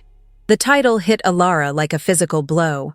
She had thought he was just a strong alpha, someone important in his own pack, but a king, ruler of multiple packs, leader of a sovereign territory beyond Temple control? And your daughter? She managed to ask. Lyra is my heir, princess of the Northern Territories, and the most powerful natural mage born in 3 generations. She could speak if she wanted to, but she chooses not to. She says the world is too loud already, and silence lets her hear the important things. Pride filled his voice when he spoke of her. She found you in the forest not by accident, but because she sensed something in you, some quality that drew her attention. She very rarely intervenes in the affairs of refugees, but when she does, she's never wrong about who deserves help. Alara looked at Lyra, who was now curled up against the silver wolf, her eyes drooping with exhaustion. Power and innocence mixed together, a child who wielded magic as naturally as breathing but still needed her father's protection and a wolf's warmth. I don't understand, Alara said quietly. Why would she sense anything special in me? I'm nobody. I have no power, no magic, nothing that would make me stand out. Cale's expression grew thoughtful. Don't you? You survived years of brutal treatment without breaking. You escaped execution through nothing but will and desperation. You ran into wild forest without knowing what you'd find. choosing uncertain death over certain death. Those aren't the actions of nobody. Those are the actions of someone who was terrified and out of options. Precisely. And in that moment of absolute terror, when every instinct says to submit and pray for mercy, you chose to fight. That's courage of a kind most people never have to discover in themselves. The words made something ache in Alara's chest. No one had ever spoken to her like this, as if she had value beyond her ability to serve and obey. It was disorienting and wonderful and frightening all at once. "If I go with you to the Northern Territories," she said carefully, "what happens then? Assuming your packs accept me, what would my life look like?" "You'd be free," Kale said simply. "Free to choose your own path, your own work, your own bonds if you desire them. We have Omega, Beta, and Alpha living together without the rigid hierarchy you're familiar with. Status is earned through contribution and character, not assigned at birth. You'd have rights, protections, the ability to own property and speak in disputes." He paused. "It's not perfect. We have our own problems and conflicts, but it's better than what you've known. And the price? Price? Everyone wants something. The temples wanted obedience and eventually my death. What do you want from me?" Kyle smiled then, a real smile that transformed his harsh features into something almost gentle. "I want you to live, Alara. I want you to heal from what they did to you. I want you to discover who you might become when you're not constantly fighting just to survive." He stood and moved toward where Lyra was sleeping. "That's all. No hidden agenda, no debt you'll be expected to repay. Just a chance at the life you should have had all along." He knelt beside his daughter and lifted her carefully, cradling her against his chest. She didn't wake, just curled into him with the trust of a child who had never known a moment's fear from her parent. "Get some rest," he said to Alara. "We leave at dawn, and the journey won't be easy. There are furs and blankets stored along the back wall. The wolves will keep watch through the night." He carried Lyra deeper into the cave, disappearing into shadows. Several wolves followed him, but most remained near the fire, creating a living barrier between the cave entrance and where Alara sat. She found the furs and made herself a rough bed near the fire, her mind spinning too fast for immediate sleep. Alpha King, Northern Territories, freedom. The concepts felt foreign, impossible, too good to be real. There had to be a catch, some hidden cost she hadn't identified yet.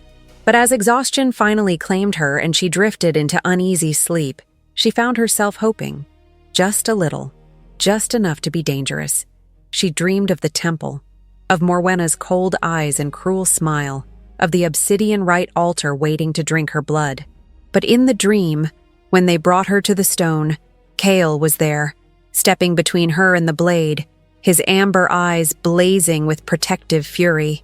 And behind him, Lyra stood with her hands raised, silver light pouring from her palms, transforming the temple into ancient forest where wolves ran free. She woke to dawn light filtering into the cave and the smell of food cooking. Kyle had a small pot suspended over the fire, creating something that resembled porridge. Lyra sat nearby, braiding leather cord with quick, clever fingers. "Morning," Kyle said without looking up from his cooking. "Eat quickly. We have a long day ahead." The porridge was bland but filling, thick with what tasted like oats and nuts. Alara ate mechanically, her body grateful for sustenance even if her taste buds remained unimpressed. As they finished eating and Kyle began packing supplies, one of the wolves at the cave entrance suddenly stood at attention, ears forward. The silver wolf, who Alara had learned was named Storm, moved to the entrance and looked out intently. Kyle was beside him instantly, his whole body shifting into predatory alertness. He stood there for several moments, perfectly still, then turned back to them. "Temple soldiers," he said quietly. "At least 20, possibly more. They're moving in a search pattern, working their way up the valley." Alara's stomach dropped. "They found us." "Not yet, but they will if we stay here." He moved quickly, gathering their supplies with practiced efficiency. "There's another exit from this cave, a passage that leads through the mountain. It's narrow and dark, but it comes out several miles north of here. We'll use it." Lyra signed something urgently. "I know," Kale replied, "but we don't have a choice. They're between us and the standard route north.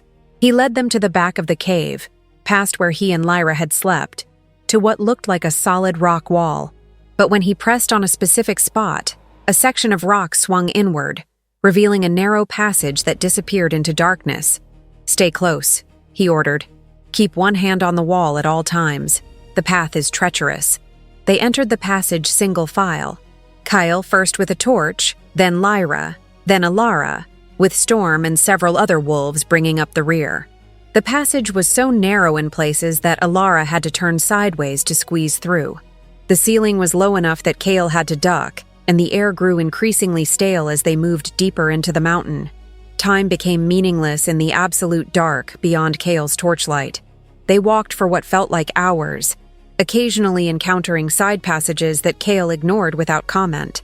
Several times they had to navigate around underground streams or climb over rock falls that partially blocked the way. Ilara's wounds began to ache from the constant movement, and exhaustion dragged at her limbs. But she didn't complain, didn't ask to rest. Behind them, somewhere in the tunnels, the temple soldiers might be finding the cave, might be discovering the secret passage, might be following their trail through the darkness. Finally, blessedly, she saw light ahead. Not torchlight, but real daylight, filtering down through a crack in the rock. The passage had been slanting upward for some time, and now it emerged onto a mountainside high above the valley floor. They stood on a narrow ledge with a dizzying drop to one side and sheer cliff face on the other. The view was spectacular, showing the forest spreading below like a dark green ocean, with the obsidian peaks rising in jagged lines to the south. And far below, tiny in the distance, she could see them, temple soldiers and their tracking dogs, searching the valley where they had just been. "We gained several hours," Kale said with satisfaction. "They won't find the passage easily, and even if they do, they won't pursue through those tunnels without proper equipment and experienced guides." "So we're safe?" Alara asked hopefully. "We're safer. Not safe. There's a difference." He pointed north, where more mountains rose in the distance. "Those are the Howling Peaks. Beyond them lie the Northern Territories. 2 more days of hard travel, assuming good weather and no obstacles. 2 more days." Alara looked at the peaks and tried not to think about how exhausted she already was, how much her body hurt, how impossible the journey seemed. As if reading her thoughts, Lyra appeared at her side and took her hand, squeezing gently. The girl's amber eyes were warm with encouragement and understanding. She signed something one-handed, still holding Alara's hand with the other. "She says you're stronger than you think," Kale translated, "and that she'll help you reach the territories, no matter how long it takes." The simple kindness made Alara's throat tight. She nodded, not trusting her voice, and squeezed Lyra's hand in return. They began the traverse across the mountain face, following a path that was barely visible, but which Kale navigated with absolute confidence. The wolves moved like they were on flat ground, their paws finding purchase on surfaces that looked impossibly steep and smooth. By midday, they had descended from the exposed heights into a different kind of forest, one where pine trees grew twisted by constant wind and streams ran cold with snowmelt from the peaks above. They paused to rest and eat near one such stream, Lyra refilling their water skins while Kale checked the surrounding area for threats. Alara sat on a sun-warmed rock and tried to massage the ache from her legs. The borrowed boots were well made, but not quite the right size, and blisters were forming on her heels. Small discomforts in the larger scheme of things, but discomfort accumulated, wearing down resistance bit by bit. Storm approached and sat beside her, his massive head level with her shoulder. Up close, Alara could see the intelligence in those amber eyes, the consciousness that marked him as more than just animal. He studied her for a moment, then did something unexpected. He lowered his head and rested it gently against her leg, offering comfort in the simplest way possible. Alara found her hand moving to stroke his fur without conscious decision. It was thick and soft, warmer than she expected. Storm made a low rumbling sound, not quite a growl, more like a purr if wolves could purr. "He likes you," Kale said, returning from his perimeter check. "That's rare. Storm is particular about who he allows to touch him. He's Lyra's wolf? He's no one's wolf. He's his own, as all the free wolves are. But he's chosen to bond with our family, to offer his loyalty and protection in exchange for companionship and shared purpose. Kale sat down near them. It's a partnership, not ownership. An important distinction. Everything here is different from what I was taught, because what you were taught was designed to justify exploitation and abuse. When you tell someone they're naturally inferior, that their suffering is divine will, that obedience is virtue, you can control them completely. The truth is far simpler. All wolves have value, all deserve dignity and choice, and hierarchy should be earned through merit, not assigned by accident of birth. He spoke with the conviction of someone who had spent years thinking about these concepts, refining them, building a society on them. How did you escape? Alara asked. You said 15 years ago you were in a situation like mine. Kale's expression darkened. I was a temple guard, believe it or not. Trained from childhood to enforce their will, to punish transgression, to believe completely in the righteousness of their authority. He paused, staring at something in the distance only he could see. Then they ordered me to execute a 6-year-old Omega boy whose only crime was stealing bread to feed his starving mother. They wanted to make an example of him, to show that even children weren't exempt from harsh justice. Did you? I refused. First time I had ever disobeyed an order. They labeled me traitor, heretic, corrupted by mercy. They would have executed me publicly if I hadn't escaped that same night. His voice had gone flat, emotionless in the way people spoke of old trauma.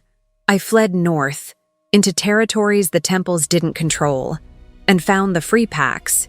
They took me in, taught me a different way of living, made me see how thoroughly I had been conditioned to accept cruelty as normal. And Lyra's mother? Alara asked gently. Died giving birth. She was alpha too, strong and brave and everything I loved. But childbirth can kill even the strongest, especially out here where medical resources are limited. The pain in his voice was still fresh despite years passing. Lyra has her mother's strength and her magic. She's the best part of both of us. They sat in companionable silence for several minutes, Storm's warmth against Alara's leg, the sound of the stream providing peaceful background music. For a moment, just a moment, Alara let herself believe this could be real. Safety, acceptance, a future that held something other than pain. Lyra returned and signed something to her father. He nodded and stood, offering Alara a hand up. We should keep moving. I want to reach the border pass before nightfall. They traveled through the afternoon, the terrain gradually becoming more challenging. The trees thinned as they climbed, replaced by scrub brush and exposed rock. The air grew colder, carrying the bite of high altitude and lingering winter despite the season. By evening, they reached the pass Kale had mentioned, a narrow gap between two mountain peaks, marked by cairns of stacked stones. Beyond it, Alara could see more mountains, but also valleys that looked greener, more hospitable. The Northern Territories, Kale said, gesturing to the landscape beyond. Once we cross this threshold, we're beyond temple jurisdiction. They have no legal authority past this point. Will that stop them? No. But it means any action they take becomes an act of war against a sovereign territory, not law enforcement within their own lands. It changes the political calculation significantly. They made camp just past the threshold, in a sheltered spot where rocks formed a natural windbreak. Kyle built another fire, and they ate dried meat and journey bread while watching the sun set over the peaks. Lyra sat close to Alara, signing simple questions that Alara was starting to understand through context and repetition. Where did she come from? What did she like? Was she warm enough? The girl's innocent interest was both touching and unfamiliar. No one at the temple had ever asked Alara about her preferences or comfort. As full darkness fell and stars emerged in breathtaking numbers, Kyle pointed out constellations that had different names and stories than the ones Alara had learned. The temples teach that the moon goddess arranged the stars to guide the faithful, he said. But the truth is simpler and more beautiful. The universe is vast beyond comprehension, and we're just one small part of it, no more or less important than anything else. That sounds lonely. Or liberating. Depends on your perspective. Later, After Lyra had fallen asleep, curled between two wolves for warmth, Kale and Alara sat by the dying fire, neither quite ready to sleep. "Tomorrow we'll reach the first pack settlement," Kale said quietly. "Ironwood Pack, led by Alpha Marcus. He's a good male, fair-minded, but cautious about strangers. You'll need to prove yourself worthy of sanctuary." "How?" "By being honest about who you are and what you've endured. By showing that you're willing to contribute to the community, not just take from it. By demonstrating that you understand freedom comes with responsibility." He looked at her directly. "I can vouch for you, and my word carries weight. But ultimately, the pack will decide if you're welcome to stay. And if they refuse, then we try the next pack, and the next. One of them will accept you." He said it with absolute certainty, as if failure wasn't even a possibility he was willing to entertain. Alara pulled her borrowed cloak tighter against the mountain cold. "Why are you so invested in this? In me? You've risked your safety, your daughter's safety, spent days guiding me through dangerous territory. For an Omega girl you don't know, and who has nothing to offer in return." Kyle was quiet for so long she thought he wouldn't answer. When he finally spoke, his voice was barely above a whisper. "Because 15 years ago, I was standing where you're standing now, hopeless, hunted, certain I was going to die alone in wilderness. And someone showed me kindness anyway. Someone said that my life mattered, that I deserved better, that there was a place in this world where I could belong." He met her eyes across the fire. "I can't repay that debt to the person who saved me. They died several years ago. But I can pass it forward. I can be for you what someone once was for me." The raw honesty in his words made Alara's chest ache. She wanted to say something profound in response, something worthy of his vulnerability, but the only words that came were simple and true. "Thank you." He nodded once, then stood and moved to where Lyra slept, settling down beside his daughter to keep watch through the night. Alara lay down near the fire and pulled furs over herself, exhaustion finally overwhelming awareness. Her last thought before sleep claimed her was that maybe, just maybe, this impossible hope would prove real. Maybe there truly was a place where she could belong. The night passed without incident, but morning brought new challenges. They woke to snow. Not heavy, but enough to dust the ground white and make the morning air bite with true cold. Alara shivered as she emerged from her furs, her breath misting in front of her face. "Winter came early at these elevations," Kyle explained as he rekindled the fire, "and lingered late into what lowlanders considered spring." Lyra seemed delighted by the snow, catching flakes on her tongue and signing rapid commentary about how each one was different. Her joy was infectious, reminding Alara that there could be beauty even in discomfort, wonder even in harsh conditions. They ate a quick breakfast and continued north, following a trail that became increasingly well-defined as they descended from the high passes. This was a route that saw regular travel, Alara realized, noting markers carved into trees and stones arranged to indicate direction. By mid-morning, they encountered the first signs of habitation. A hunting blind constructed from branches and moss, fresh tracks in the mud near a stream crossing, the lingering scent of smoke from a campfire no more than a day old. They were approaching pack territory, entering lands where wolves lived in organized communities rather than solitary wilderness.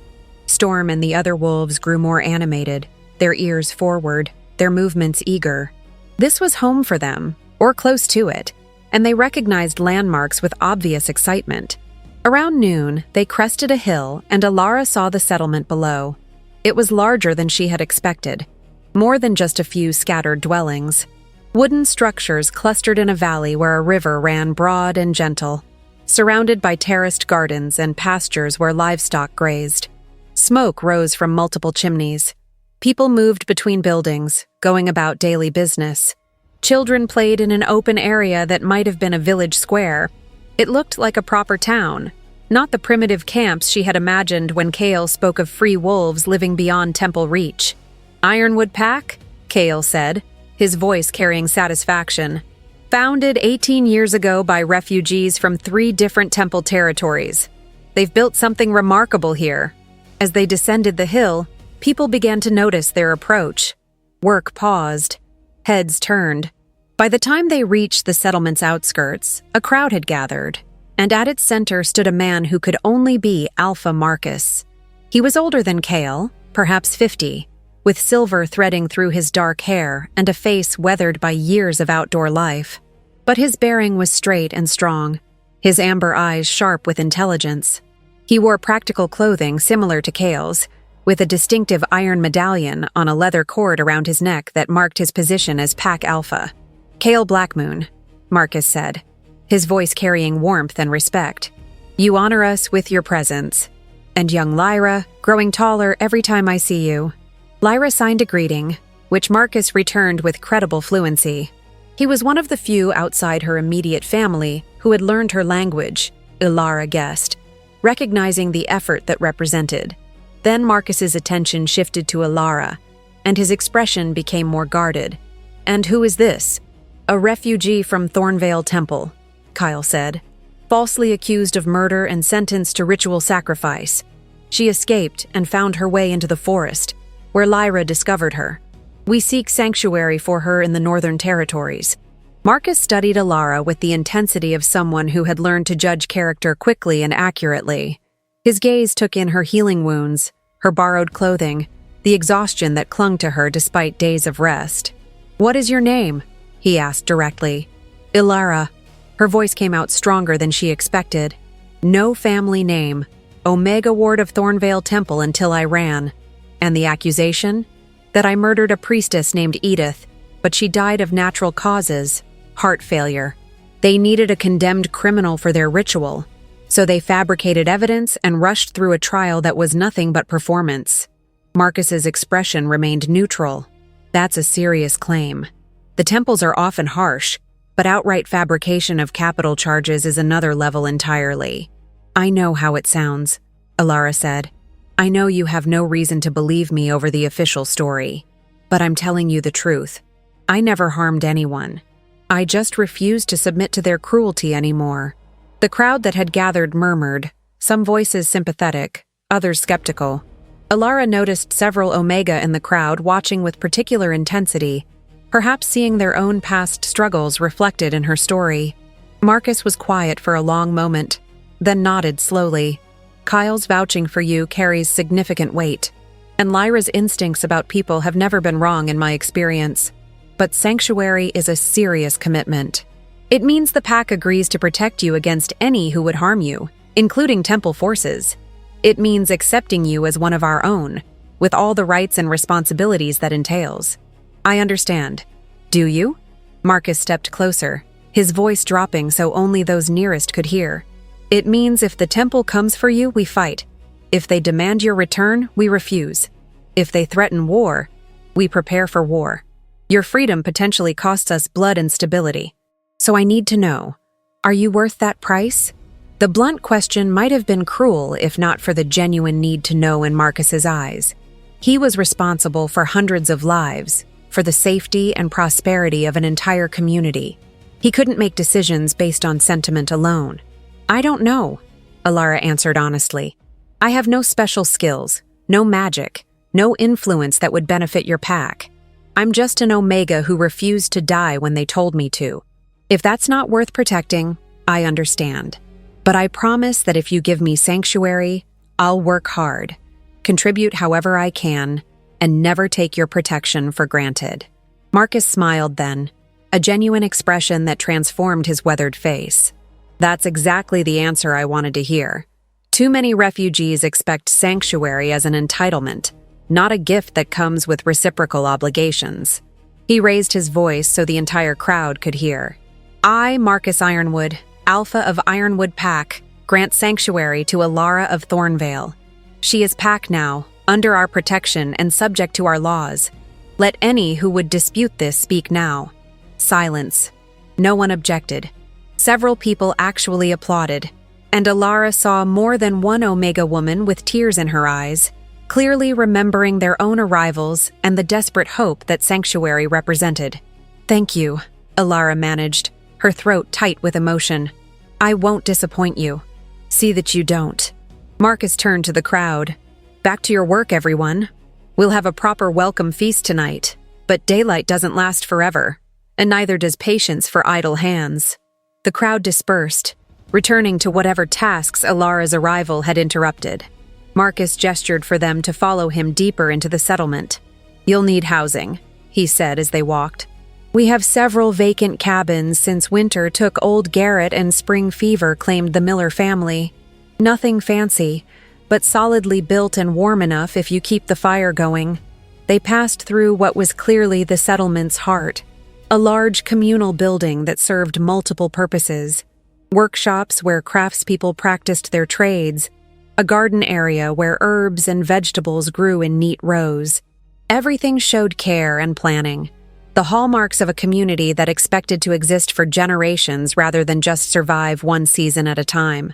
Marcus led them to a small cabin on the settlement's eastern edge, close enough to be part of the community, but far enough for privacy. It was single-room construction with a stone fireplace, a sleeping loft accessed by a ladder, and shuttered windows that could close against winter cold. "Basic furniture is already here," Marcus said, opening the door. "You'll need to gather bedding and personal supplies from the communal stores. We operate on a contribution system. You work according to your abilities and take according to your needs, with everything tracked to maintain rough equity over time." Alara stepped inside, taking in the simple space that would be hers, her own home. A place where no one could enter without permission, where she could close the door and be truly alone if she chose. The concept felt foreign after years in the dormitory where privacy was non-existent and personal space a forbidden luxury. "It's perfect," she said, meaning it absolutely. Marcus nodded approval. "Settle in today. Tomorrow we'll assess your skills and find appropriate work. We need everyone contributing, but we're not cruel about it. You'll have time to heal and adjust before we expect full productivity." He left them alone, returning to his own responsibilities. Kyle helped Alara inventory the cabin's contents: a simple bed frame that would need a mattress, a table with 2 chairs, shelves for storage, hooks for hanging clothes and equipment. The fireplace had wood stacked beside it and proper tools for managing fire safely. Lyra explored with obvious delight, climbing to the loft and signing enthusiastically about how cozy it would be, how the windows faced east for morning light, how the cabin was positioned where forest met settlement, so Alara could have both community and solitude.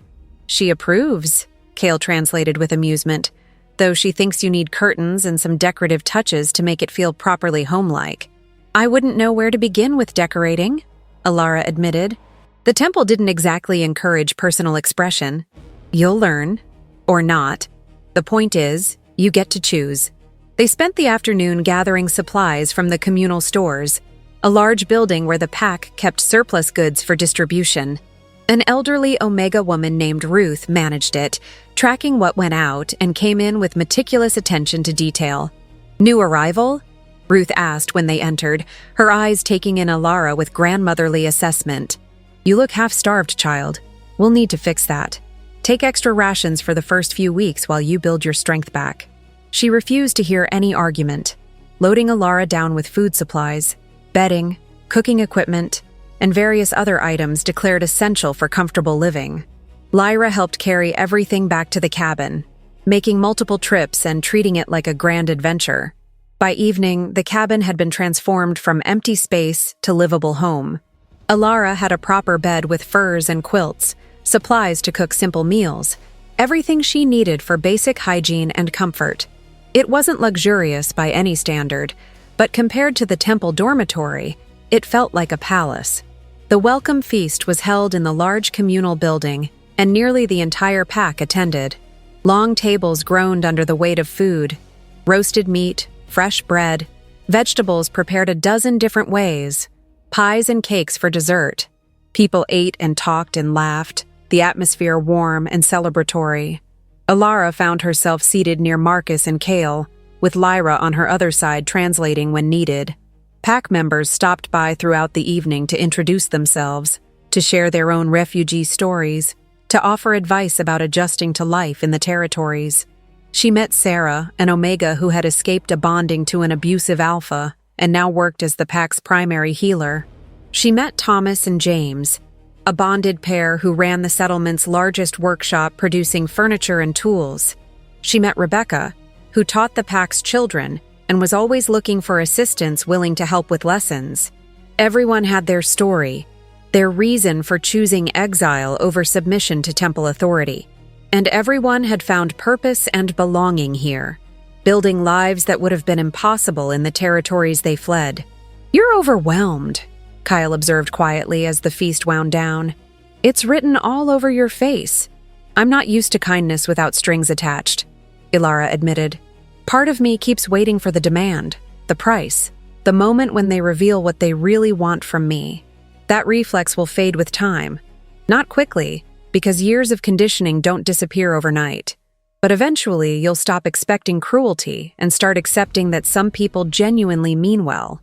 Lyra leaned against Ilara's shoulder, her eyes drooping with exhaustion from the long day.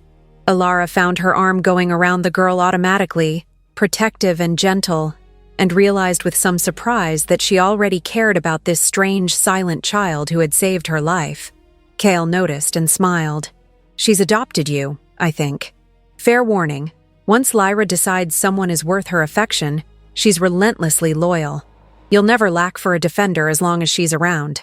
"I could use a defender. We all could. That's why we build communities, why we form packs. Because individual strength has limits, but collective strength can move mountains." Later, after the feast ended and people drifted to their own homes, Kyle walked Ilara back to her cabin. Storm and several other wolves accompanied them, a silent escort through the settlement's dark streets. "Will you stay?" Ilara asked as they reached her door. "You and Lyra, I mean. Or do you have other places you need to be?" "We'll stay a few days," Kyle said. "I need to meet with the pack alphas about territory matters and trade agreements. But our permanent home is further north, in the capital settlement where I maintain my court." He paused. "You're welcome to visit any time. Lyra would love to have you, and there's always room at our table for friends." Friends. The word settled into Ilara's chest with unexpected warmth. She had never had friends before, just fellow sufferers in the dormitory who competed as often as they cooperated. "I'd like that," she said. "Once I'm settled and have learned my place here. I don't want to impose. It wouldn't be an imposition. But take your time. Heal in your own way. The territories aren't going anywhere, and neither are we." He left her at the cabin door, and Ilara went inside to her own space, her own fire, her own bed. She lay down in darkness and listened to the settlement's night sounds, distant conversation, someone singing, the bark of a dog, the wind through trees, normal sounds of normal life. For the first time in longer than she could remember, Ilara felt something that might have been peace. The next weeks passed in a blur of activity and adjustment. Ilara worked with different pack members, trying various tasks to find where her skills might be most useful. She helped Sarah in the healing ward, drawing on what she had learned from Bryn, and discovering she had genuine aptitude for herbal medicine. She assisted Rebecca with teaching, finding satisfaction in helping children learn to read and write, skills that had been denied to her until her father defied convention to educate her himself. She learned the pack's rhythms, their customs and expectations. She attended council meetings where anyone could speak and decisions were made by consensus rather than autocratic decree. She participated in communal work days when everyone contributed labor to maintain shared spaces and infrastructure. She celebrated seasonal festivals that honored the natural world rather than religious dogma. And slowly, carefully, she began to heal. The physical wounds closed and faded to scars. The constant state of hypervigilance that had ruled her for years gradually loosened its grip. She learned to sleep without nightmares most nights. She learned to accept compliments without suspicion.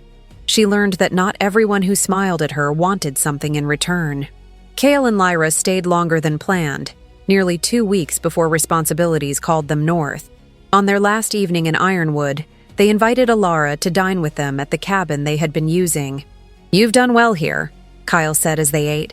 "Marcus tells me you're becoming indispensable to Sarah's work.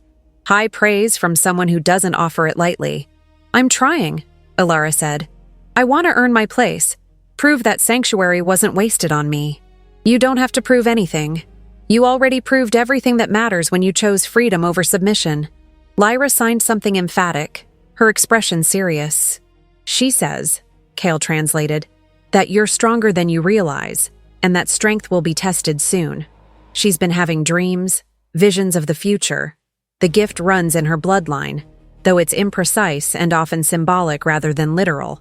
What kind of visions? Of the temple sending forces north, of conflict that will define the next era for all the free packs, of you standing at a crossroads, making choices that ripple outward to affect many lives. He paused. Lyra's visions are rarely wrong, even if we don't always understand them until after they've manifested. Alara felt cold despite the cabin's warmth. The temple is coming for me specifically? Perhaps. Or perhaps your escape was simply the catalyst for something that was already brewing. The temples have been growing more aggressive lately, pushing against our borders, demanding we return refugees and submit to their authority. Conflict was probably inevitable. Your case might just be the excuse they've been looking for. Then I should leave. Go somewhere else. Somewhere my presence won't endanger the packs. No. Lyra signed the word with such force that it needed no translation. She continued signing rapidly, her expression fierce. She says, Kale said, his voice warm with approval, that running is what they want, what they expect, that you've run enough for one lifetime, that the territories are your home now, and home is worth fighting for.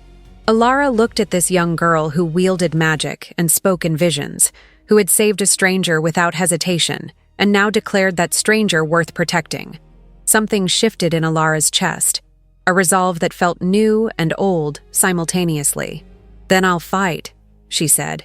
If it comes to that, I won't let my presence be the reason good people suffer. Kyle smiled. That's exactly what Lyra predicted you'd say, and exactly why she insisted on saving you in the first place. She saw what you could become, not just what you were. They talked long into the night, about philosophy and politics, about the nature of freedom and the cost of maintaining it. Kale shared stories of building the Northern Territories, of the challenges and triumphs, of the refugees who became leaders and the broken who became healers. He painted a picture of a society still imperfect, but striving toward ideals that the temples had abandoned long ago. When Alara finally returned to her own cabin, her mind was full of possibilities and fears in equal measure. Change was coming, that much seemed certain, but for once in her life, she wouldn't face it alone. The following morning, Kyle and Lyra departed north, accompanied by Storm and most of the wolves who had traveled with them. Lyra hugged Alara fiercely before leaving, signing promises to visit soon, to write letters, to never forget the friend she had made. Take care of her, Kyle said quietly. Take care of yourself, I mean. The coming months will be difficult, but you're equal to them. I've seen enough refugees to recognize the ones who will not just survive but thrive. You're one of them. How can you be sure? Because you're still asking questions, still thinking critically, still capable of hope despite everything that was done to you. Those qualities don't die easily, and they're the foundation of resilience. He clasped her shoulder once, a gesture of respect and connection, then mounted his horse and led his party north along the mountain road. Alara watched until they disappeared from sight, then returned to the healing ward where Sarah needed help preparing winter medicine stores. The work was absorbing enough that she didn't notice the commotion at first, but gradually, the sounds of raised voices and running feet penetrated her concentration. She looked up to find Sarah standing at the window, her face pale. "What is it?" Alara asked. "Riders," Sarah said. "Coming from the south. Temple banners." Alara's heart lurched. She moved to the window and saw them. At least 50 mounted soldiers wearing temple colors approaching the settlement in formation. This wasn't a search party. This was an invasion force. "They're here for me," she said, the certainty settling like lead in her stomach. I should go to them, negotiate surrender. Maybe they'll leave the pack alone if I— "Don't be stupid," Sarah interrupted sharply. "Marcus would never allow that, and neither would anyone else here. We don't trade lives for peace. That's temple thinking, and we left that behind when we came north." The settlement's alarm bell began ringing, calling everyone to gather. By the time Alara and Sarah reached the central square, a crowd had assembled, with Marcus at the center wearing armor that had probably not seen use in years. The temple force halted just outside the settlement proper, and a single rider approached under a white flag. Alara recognized the rider with sick dread. It was Garrett, the magistrate from Thornvale. "Marcus Ironwood," Garrett called out, his voice carrying authority. "I come on official business from the Temple Coalition. We seek the return of a fugitive, the Omega called Alara, condemned for murder and ritual violation. Surrender her immediately, and there will be no further action against your settlement." Marcus stepped forward, flanked by his strongest wolves. "Alara is under my protection, granted sanctuary by pack law. We do not surrender those who have sought refuge here, regardless of accusations made in territories we do not recognize as legitimate authority over our people." "The Temple's authority is absolute," Garrett countered. "What you call sanctuary, we call harboring a criminal. Return her, or face the consequences of your defiance." "Your consequences don't frighten us, Magistrate. We've survived worse than Temple threats, and we'll survive this. Return to your masters and tell them the Northern Territories remain free, and we will defend that freedom against any who try to take it." Garrett's face darkened with anger. "You're making a grave mistake. We have the legal right." "You have no rights here," Marcus interrupted. "This is sovereign territory. Your laws end at the mountain passes. Now leave, before we forget the courtesy owed to those bearing flags of truce." For a moment, Garrett looked like he might argue further. Then his gaze found Alara in the crowd, and his expression twisted with satisfaction. "There she is," he called out. "Alara, I know you can hear me. Come forward now. Submit to proper justice, and perhaps we can show mercy. Continue hiding behind these fools, and everyone will suffer for your cowardice." Before Marcus could respond, Alara pushed through the crowd and stood beside him, her chin raised defiantly despite the fear churning in her gut. "I'm not hiding," she said, her voice carrying across the space between them. "I'm standing with people who value truth and justice over ritual murder disguised as divine will. You want me? Come take me. But understand that you'll have to go through every person here to do it." Behind her, the crowd murmured approval. Several people stepped forward to stand beside her, a physical demonstration of solidarity. Garrett's horse danced nervously, sensing the tension. "Foolish girl, you've doomed these people by refusing to accept your fate. When we return with greater force, their blood will be on your hands." "No," Alara said, her voice steady now. "Their blood will be on yours, if you're stupid enough to attack. Because they're not fighting for me specifically. They're fighting for the principle that every wolf deserves freedom from tyranny. I'm just the excuse you're using to justify aggression you were planning anyway." The truth of her words hung in the air. Garrett had no response that wouldn't prove her point, so he simply turned his horse and rode back to his waiting force. "This isn't over," he shouted over his shoulder. "The Temples will not tolerate this defiance." "Then come back with an army," someone in the crowd yelled. "We'll be waiting." The Temple force withdrew, moving south at a measured pace that suggested confidence rather than retreat. They would return, Alara knew. This had been reconnaissance and negotiation, testing the pack's resolve. The real assault would come later, with more soldiers and a plan that accounted for what they had learned today. As the crowd began to disperse, Marcus turned to Alara with an expression that mixed pride and concern. That was brave. Also reckless. Never make yourself a target like that again without discussing it with me first. I couldn't let them think I was cowering behind others. I understand the impulse, but strategy matters more than pride. We need you alive and functional, not martyred for a gesture. He softened slightly. That said, you spoke well. The pack needed to see that you're worth the fight we're about to have. Are we really going to fight? We don't have a choice anymore. They came here in force, made demands backed by threat of violence. If we submit now, we'll submit forever. Every time they want something from us, they'll threaten war, and we'll have to capitulate or face destruction.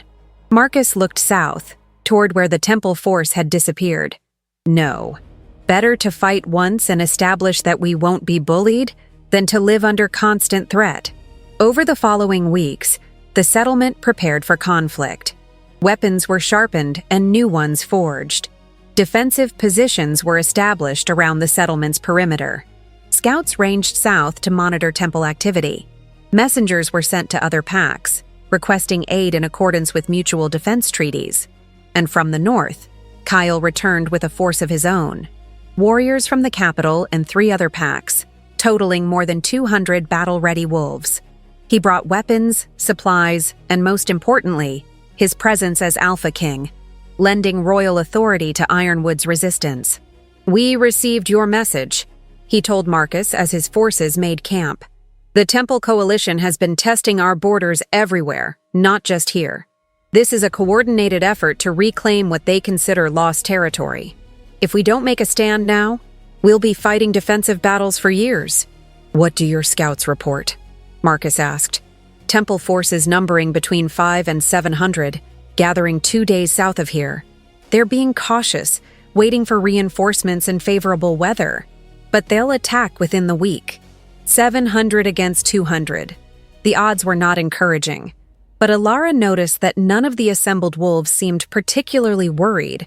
They had something the temple forces lacked: absolute conviction in their cause, intimate knowledge of the terrain, and the advantage of fighting to protect their homes rather than attacking someone else's. "We'll use the canyon approaches," Kale was saying, spreading a map across a table in Marcus's cabin. "Force them to come at us through narrow passages where their numbers count for less. Our archers can harry them from the heights. If they break through to open ground, we fall back to prepared positions and make them pay for every step forward." The planning continued long into the night, with experienced warriors contributing ideas and concerns. Alara sat in a corner, listening and learning, understanding that she had inadvertently sparked a conflict that would define the region's political reality for generations. Later, when the meeting ended and others had departed, Kale found her still sitting in the corner, lost in thought. "Regrets?" he asked, settling into a chair beside her. "I keep wondering if I should have just accepted death at the temple. None of this would be happening if I had." "All of this was already happening," Kale corrected gently. "Your escape was just the catalyst that forced it into the open. The temples have been planning to reclaim the territories for years. They were just waiting for the right excuse, the right moment. You gave them an excuse, yes, but they would have manufactured one eventually if you hadn't. People are going to die because of me. People are going to die fighting for freedom. That's not the same thing." He leaned forward, his amber eyes intense. "I know you're carrying guilt right now. That's natural, even admirable in its way. But don't let it cripple you. We need you strong, not paralyzed by self-recrimination." "I don't know how to be strong. I spent my whole life learning to be small and obedient. And then you chose defiance over death. That's the definition of strength, Alara. Everything else is just learning to recognize and trust what's already inside you." The next days passed in tense preparation and waiting. Alara helped where she could, treating minor injuries, organizing supplies, keeping the settlement's children calm and occupied so their parents could focus on defense preparations. It was small work compared to the warriors training in combat formations, but necessary nonetheless. Lyra stayed close to her, the girl's presence a constant comfort. She had insisted on coming south with her father, refusing to be left safe in the capital when her friend was in danger. She helped Alara with the children, teaching them simple signs and keeping them entertained with small displays of magic. Sparkles in the air, images conjured from light, tricks that made them laugh despite the tension. On the 4th day after Kale's arrival, the scouts returned with news. The temple force was moving north, their numbers now swelled to nearly 1,000. They would reach the canyon approaches by dawn tomorrow. That night, there was no feast or celebration, just quiet preparation and private moments as people said potential goodbyes to loved ones. Alara sat in her cabin, unable to sleep, staring at the fire and trying not to imagine all the terrible ways tomorrow could end. A knock at her door startled her from dark thoughts. She opened it to find Kale standing there, alone for once, without his usual escort of warriors or wolves. "Can I come in?" he asked. She stepped aside and he entered, seeming to fill the small space with his presence. For a moment, they just stood there, the silence stretching awkward. I wanted to make sure you were all right, Kyle said finally. Tomorrow will be difficult, and I know you're struggling with what it means. I'm terrified, Alara admitted. Not for myself, but for everyone else. If we lose, it's because of me. If people die, it's because they protected me. If we lose, it's because the temples are aggressive expansionists who can't tolerate independence. If people die, it's because tyranny always demands blood from those who resist it. He moved closer, close enough that she could see the concern in his eyes. You didn't create this conflict, Alara. You're just the face it's wearing at this particular moment. Then why does it feel so personal? Because you have empathy and conscience, qualities that make you good, but also vulnerable to manipulation by guilt. His hand came up to cup her face, the gesture surprisingly gentle. Listen to me. You deserve to live. You deserve to be free. You deserve protection from those who would harm you. None of that is negotiable or dependent on whether it's convenient for others. Your worth is inherent, not conditional. The words broke something open in Alara's chest, some dam that had been holding back months of suppressed emotion. She felt tears spilling down her cheeks, and then Kale was pulling her against his chest, holding her while she cried out fear and grief and guilt and hope all tangled together. I've got you, he murmured into her hair. You're not alone in this. You'll never be alone again if I have anything to say about it. They stood like that for a long time, the fire crackling nearby, the night stretching around them. Eventually, Alara's tears subsided, leaving her drained but oddly calm. She pulled back slightly to look up at Kyle's face. Why do you care so much? She asked. I keep asking, but I never quite understand the answer. Kale smiled, a real smile that softened his hard features. Because I see in you what someone once saw in me, potential waiting to be realized, strength that hasn't learned its own measure, courage that doesn't recognize itself as such. Because I believe that protecting people like you is the whole point of having power in the first place. Because, he trailed off, seeming to struggle with words. Then, because somewhere along the way, between pulling you from that forest and watching you build a life here, you became important to me. Not just as a responsibility or a political symbol, but as a person I care about deeply. The admission hung between them, charged with meaning. Alara felt her breath catch, felt something electric spark in the small space separating their bodies. Kale, she started, not sure what she meant to say. He touched her face again, thumb brushing across her cheekbone. I know this is complicated. I'm the Alpha King. You're a refugee still learning to stand on your own. The power imbalance alone makes this questionable, but I wanted you to know before tomorrow, before whatever happens, that you matter to me, personally, deeply, in ways I probably shouldn't admit given everything else going on. You matter to me too, Alara whispered. I don't know what that means or where it goes, or if we'll even survive tomorrow, but you should know. They stood there, foreheads touching, breathing the same air, the moment balanced on the edge of something that could change everything. Then Kale stepped back, breaking the connection with visible effort. Tomorrow, he said, after we've secured our survival and the immediate crisis has passed, then we can figure out what this is and what it means. But tonight, you need to rest, and I need to finalize battle plans. He moved to the door, paused with his hand on the frame.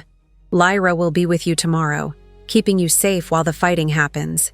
She insisted, and I couldn't deny her even if I wanted to. Watch out for each other. Then he was gone, leaving Alara alone with a heart that raced for entirely new reasons. She barely slept, but when dawn came, she felt strangely ready. Whatever happened today would happen. All she could do was face it with as much courage as she could muster. The settlement had transformed overnight into a fortress. Barricades blocked the main approaches. Archers positioned themselves on rooftops and high ground.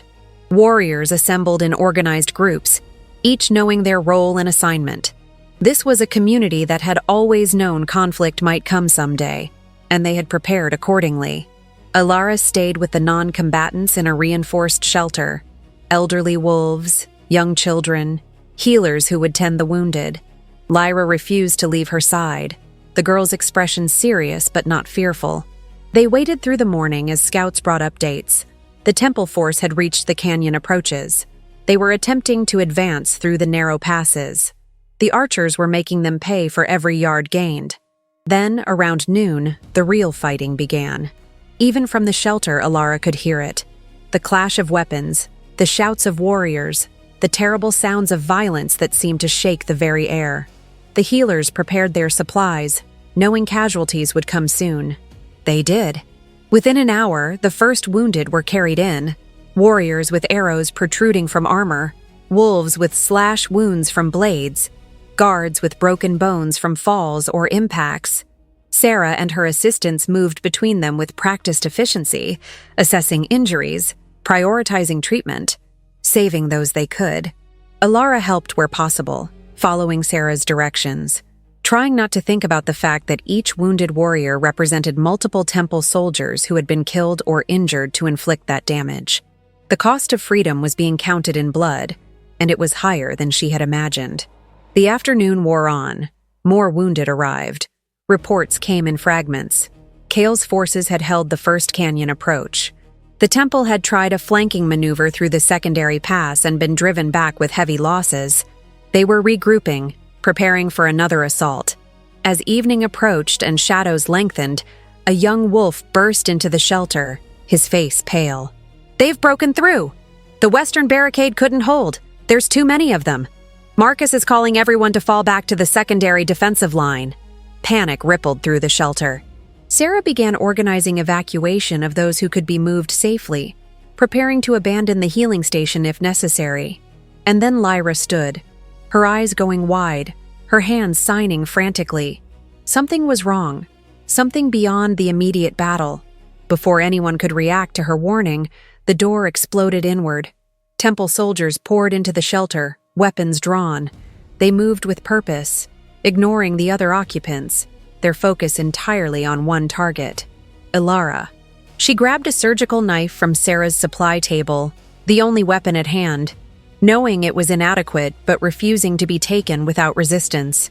The first soldier to reach her lunged, and she slashed at his arm, feeling the blade connect, seeing blood bloom through his sleeve. He cursed and fell back, and for a moment she thought she might actually defend herself. Then something hit her from behind, driving her to her knees. Arms wrapped around her, pinning her own arms to her sides. The knife clattered from her grip. "Got her!" someone shouted. "Get the collar on her before—" Lyra moved. The girl had been still one moment, seemingly frozen in shock. The next, she was motion and light and power beyond anything Alara had witnessed before. Her hands came up, and magic poured from them in visible waves, silver light that hit the soldiers like a physical force. They flew backward, crashing into walls, into each other, sprawling unconscious or moaning. The one holding Alara released her with a scream as light burned him wherever he touched her. But there were more soldiers, and Lyra was just a child, powerful but not trained for extended combat. She was tiring, her magic flickering like a candle in wind. And then Kale was there. He came through the broken door like vengeance made manifest, his eyes blazing amber, his presence so overwhelming that even the soldiers hesitated. Storm and a pack of wolves flowed in behind him, teeth bared, ready to tear apart anything that threatened their charges. The remaining temple soldiers made a choice. They ran, fleeing through the shattered doorway and into the settlement beyond where the larger battle still raged. Kale went immediately to Lyra, checking her over with frantic hands, making sure she wasn't injured. Then he turned to Alara, the same desperate concern in his eyes. "Are you hurt?" "I'm fine. They wanted to capture me, not kill me. That's almost worse." He helped her to her feet, then addressed the room at large. "Everyone who can walk needs to move to the inner sanctum. The temple has broken our outer defenses, and we're consolidating at the final position." They evacuated quickly, healers supporting wounded, children clinging to adults, everyone moving with the practiced efficiency of people who had drilled for exactly this scenario. Kale and his wolves provided escort, forming a protective barrier around the vulnerable. The inner sanctum was a natural cave system that had been reinforced and expanded over the years. It could hold the entire settlement if necessary, with food and water stores to last a siege. It was their final retreat, the place they would make their last stand if everything else fell. As they secured the entrance, Marcus appeared with a force of warriors, all bloodied and exhausted but still standing. "Western barricade fell," he reported grimly. "We gave ground slowly, made them pay for every inch, but there's too many. We've inflicted massive casualties, but they keep coming." "How many did we lose?" Cale asked. 17 dead, 40 wounded badly enough to be out of the fight. Another 100 with minor injuries, but still capable. Marcus's face was grim. "We hurt them worse. Probably killed 200 and wounded countless more. But they still outnumber us 3-1, and they have the settlement now. Can we hold here? For a while. They'll have to come at us through narrow passages, negating their numerical advantage. But eventually, they could just starve us out if they're patient." Kyle considered this, his expression unreadable. Then he turned to Alara. "They want you specifically. If we offered to negotiate—" "No," Alara interrupted. "Don't even suggest it. I won't be the reason everyone here dies, but I also won't give the temples the satisfaction of winning through threats. There has to be another option." "Such as?" She didn't have an answer, but Lyra did. The girl had been sitting quietly, recovering from her magical exertion. Now she stood and began signing rapidly, her expression intense. "She says," Kyle translated, his voice growing increasingly surprised, "that the temple forces are overextended. They've taken the settlement, yes, but their supply lines are vulnerable. Their forces are spread out occupying buildings and positions, and their leaders are arrogant, confident in their victory, not expecting a counterattack." Marcus leaned forward. "What are you suggesting?" Lyra continued signing, and Cale's expression shifted from surprise to something like fierce approval. "She says we abandon the defensive posture. We let them think they've won, let them consolidate in the settlement. Then, at dawn, we strike from multiple directions simultaneously. Warriors from this position, reinforcements from the northern packs who should arrive tonight, and the civilians creating chaos from within. We turn their victory into a trap." "That's insane," one of the other alphas said. "It requires perfect coordination and timing. If any element fails—" "If we do nothing, we die slowly in this cave," Cale interrupted. "If we try to hold, we die eventually anyway. But if we attack when they're not expecting it, from directions they're not defending, we might just turn this around." He looked at Marcus. "It's your territory. Your decision." Marcus was quiet for a long moment, weighing options that all seemed terrible. Then he nodded slowly. "We do it. Send runners to the northern packs to coordinate timing. Organize the warriors into strike teams.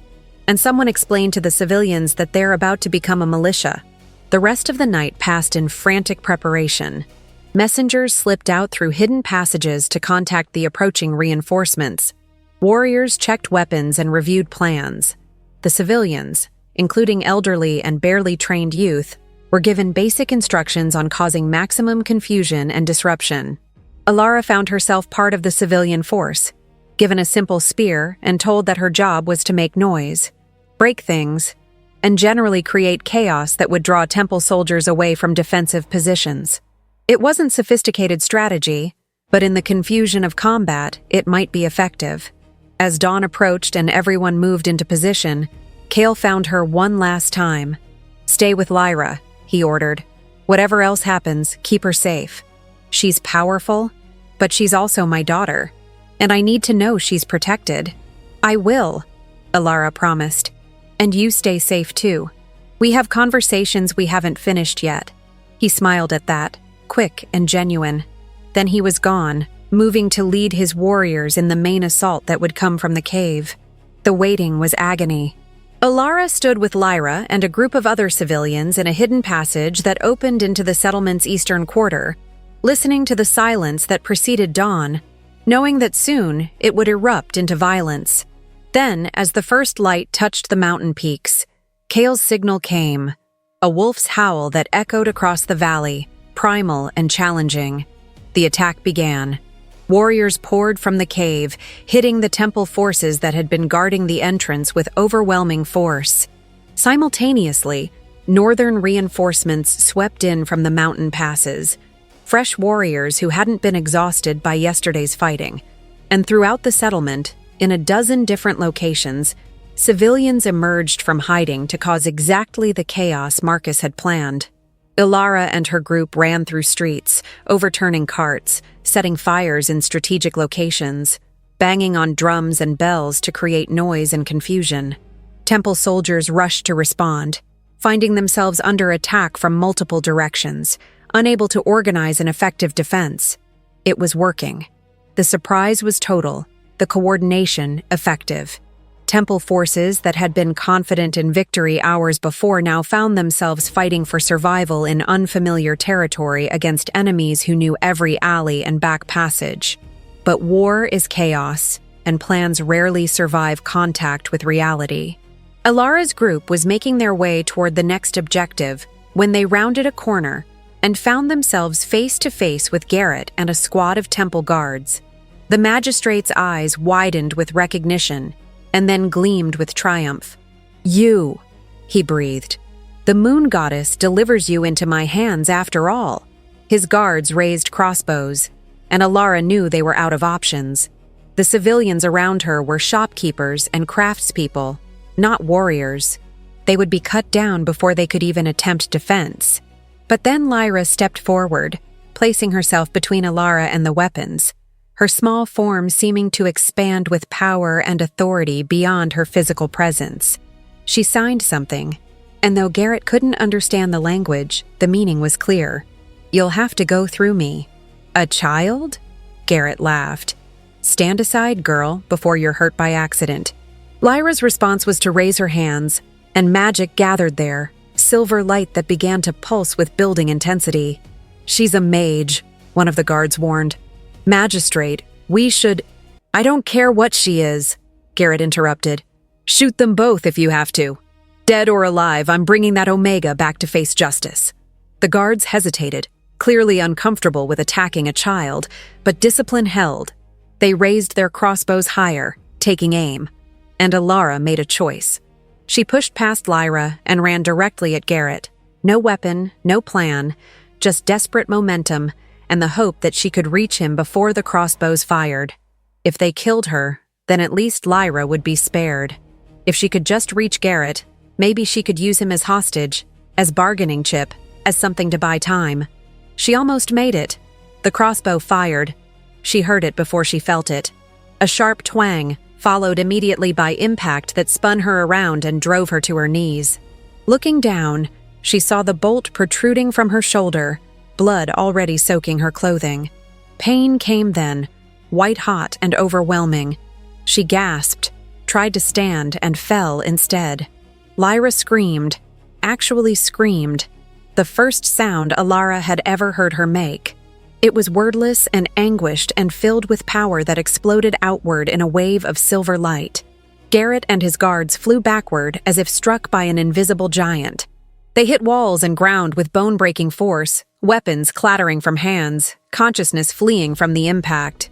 Then Lyra was beside Ilara, her small hands glowing with healing magic, trying to close the wound even as tears streamed down her face. "I'm okay," Ilara managed to say, though she wasn't sure if that was true. "I'm okay. You're okay. We're both okay." Other civilians had gathered, forming a protective circle. Someone broke off the crossbow bolt's shaft so it wasn't protruding as much. Someone else produced cloth to bind the wound. They were preparing to move her when a familiar voice cut through the commotion. "Ilara!" Kyle appeared, Storm and a dozen warriors with him. He must have seen the explosion of magic, must have known his daughter was in danger. His face was spattered with blood, his weapons drawn, his expression absolutely murderous when he saw Ilara's injury. "Who did this?" he demanded, his voice dropping to a growl that wasn't quite human. Lyra pointed at Garrett, who was just beginning to stir, groaning in pain. Kale moved toward the fallen magistrate with predatory purpose, and Ilara knew she was about to witness what happened when someone truly enraged the Alpha King. "Kale!" she called out, her voice weak but urgent. "Don't. He's not worth it. We need him alive as evidence, as a witness to their aggression." Kyle stopped. every muscle taut with the effort of restraint. Then he looked back at her, and his expression softened fractionally. "You're injured. I'll live. Unlike a lot of people today." She managed a weak smile. "Help me up. I want to see how this ends." He lifted her as gently as possible despite her wounded shoulder, cradling her against his chest. Lyra walked beside them as they moved through the settlement, witnessing the aftermath of their desperate gambit. It had worked. The temple forces had been routed, those who survived fleeing south in disorganized retreat. The settlement bore scars of battle, damaged buildings, blood-stained ground, the terrible evidence of violent conflict, but it stood. The Free Packs had held. At the settlement center, wounded from both sides were being gathered for treatment. Temple soldiers who had surrendered were being disarmed and secured, but not abused. This was a victory, but the Free Packs refused to descend to their enemies' level of brutality. Marcus found them there, his armor dented and bloodied, but his expression triumphant. "We did it. They're broken. Running. We've taken prisoners, including their commanding officers.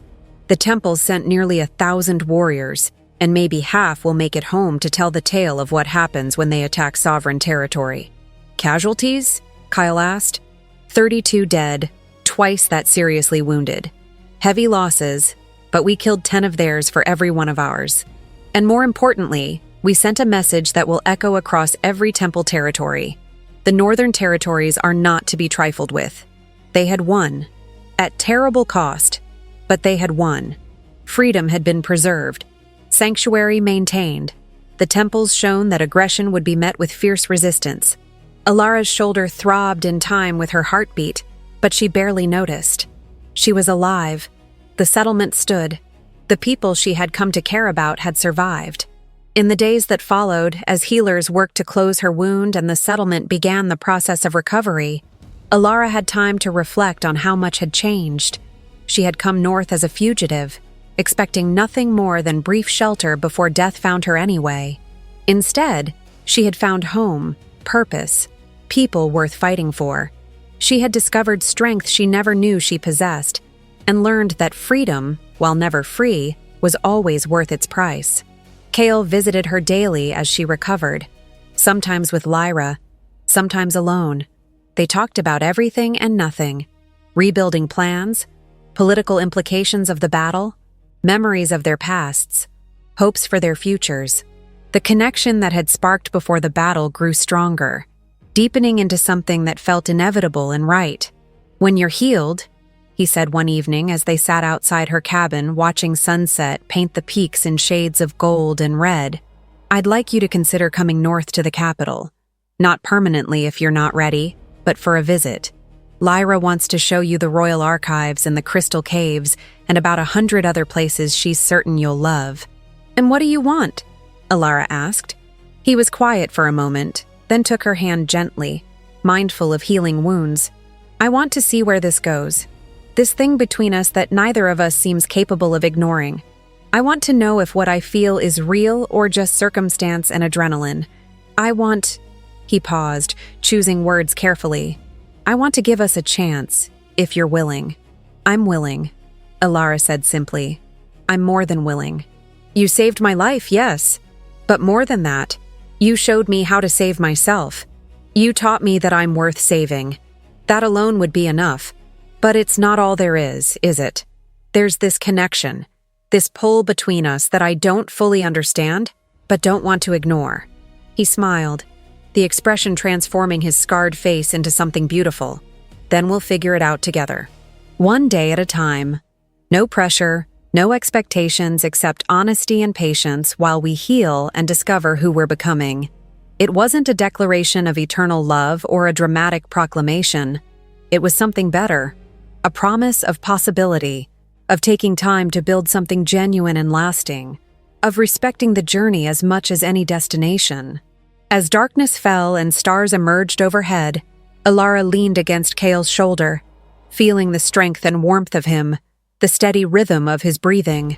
Lyra dozed on her other side, her small hand still clasped in Alara's, the child who had started everything by refusing to pass by someone in need.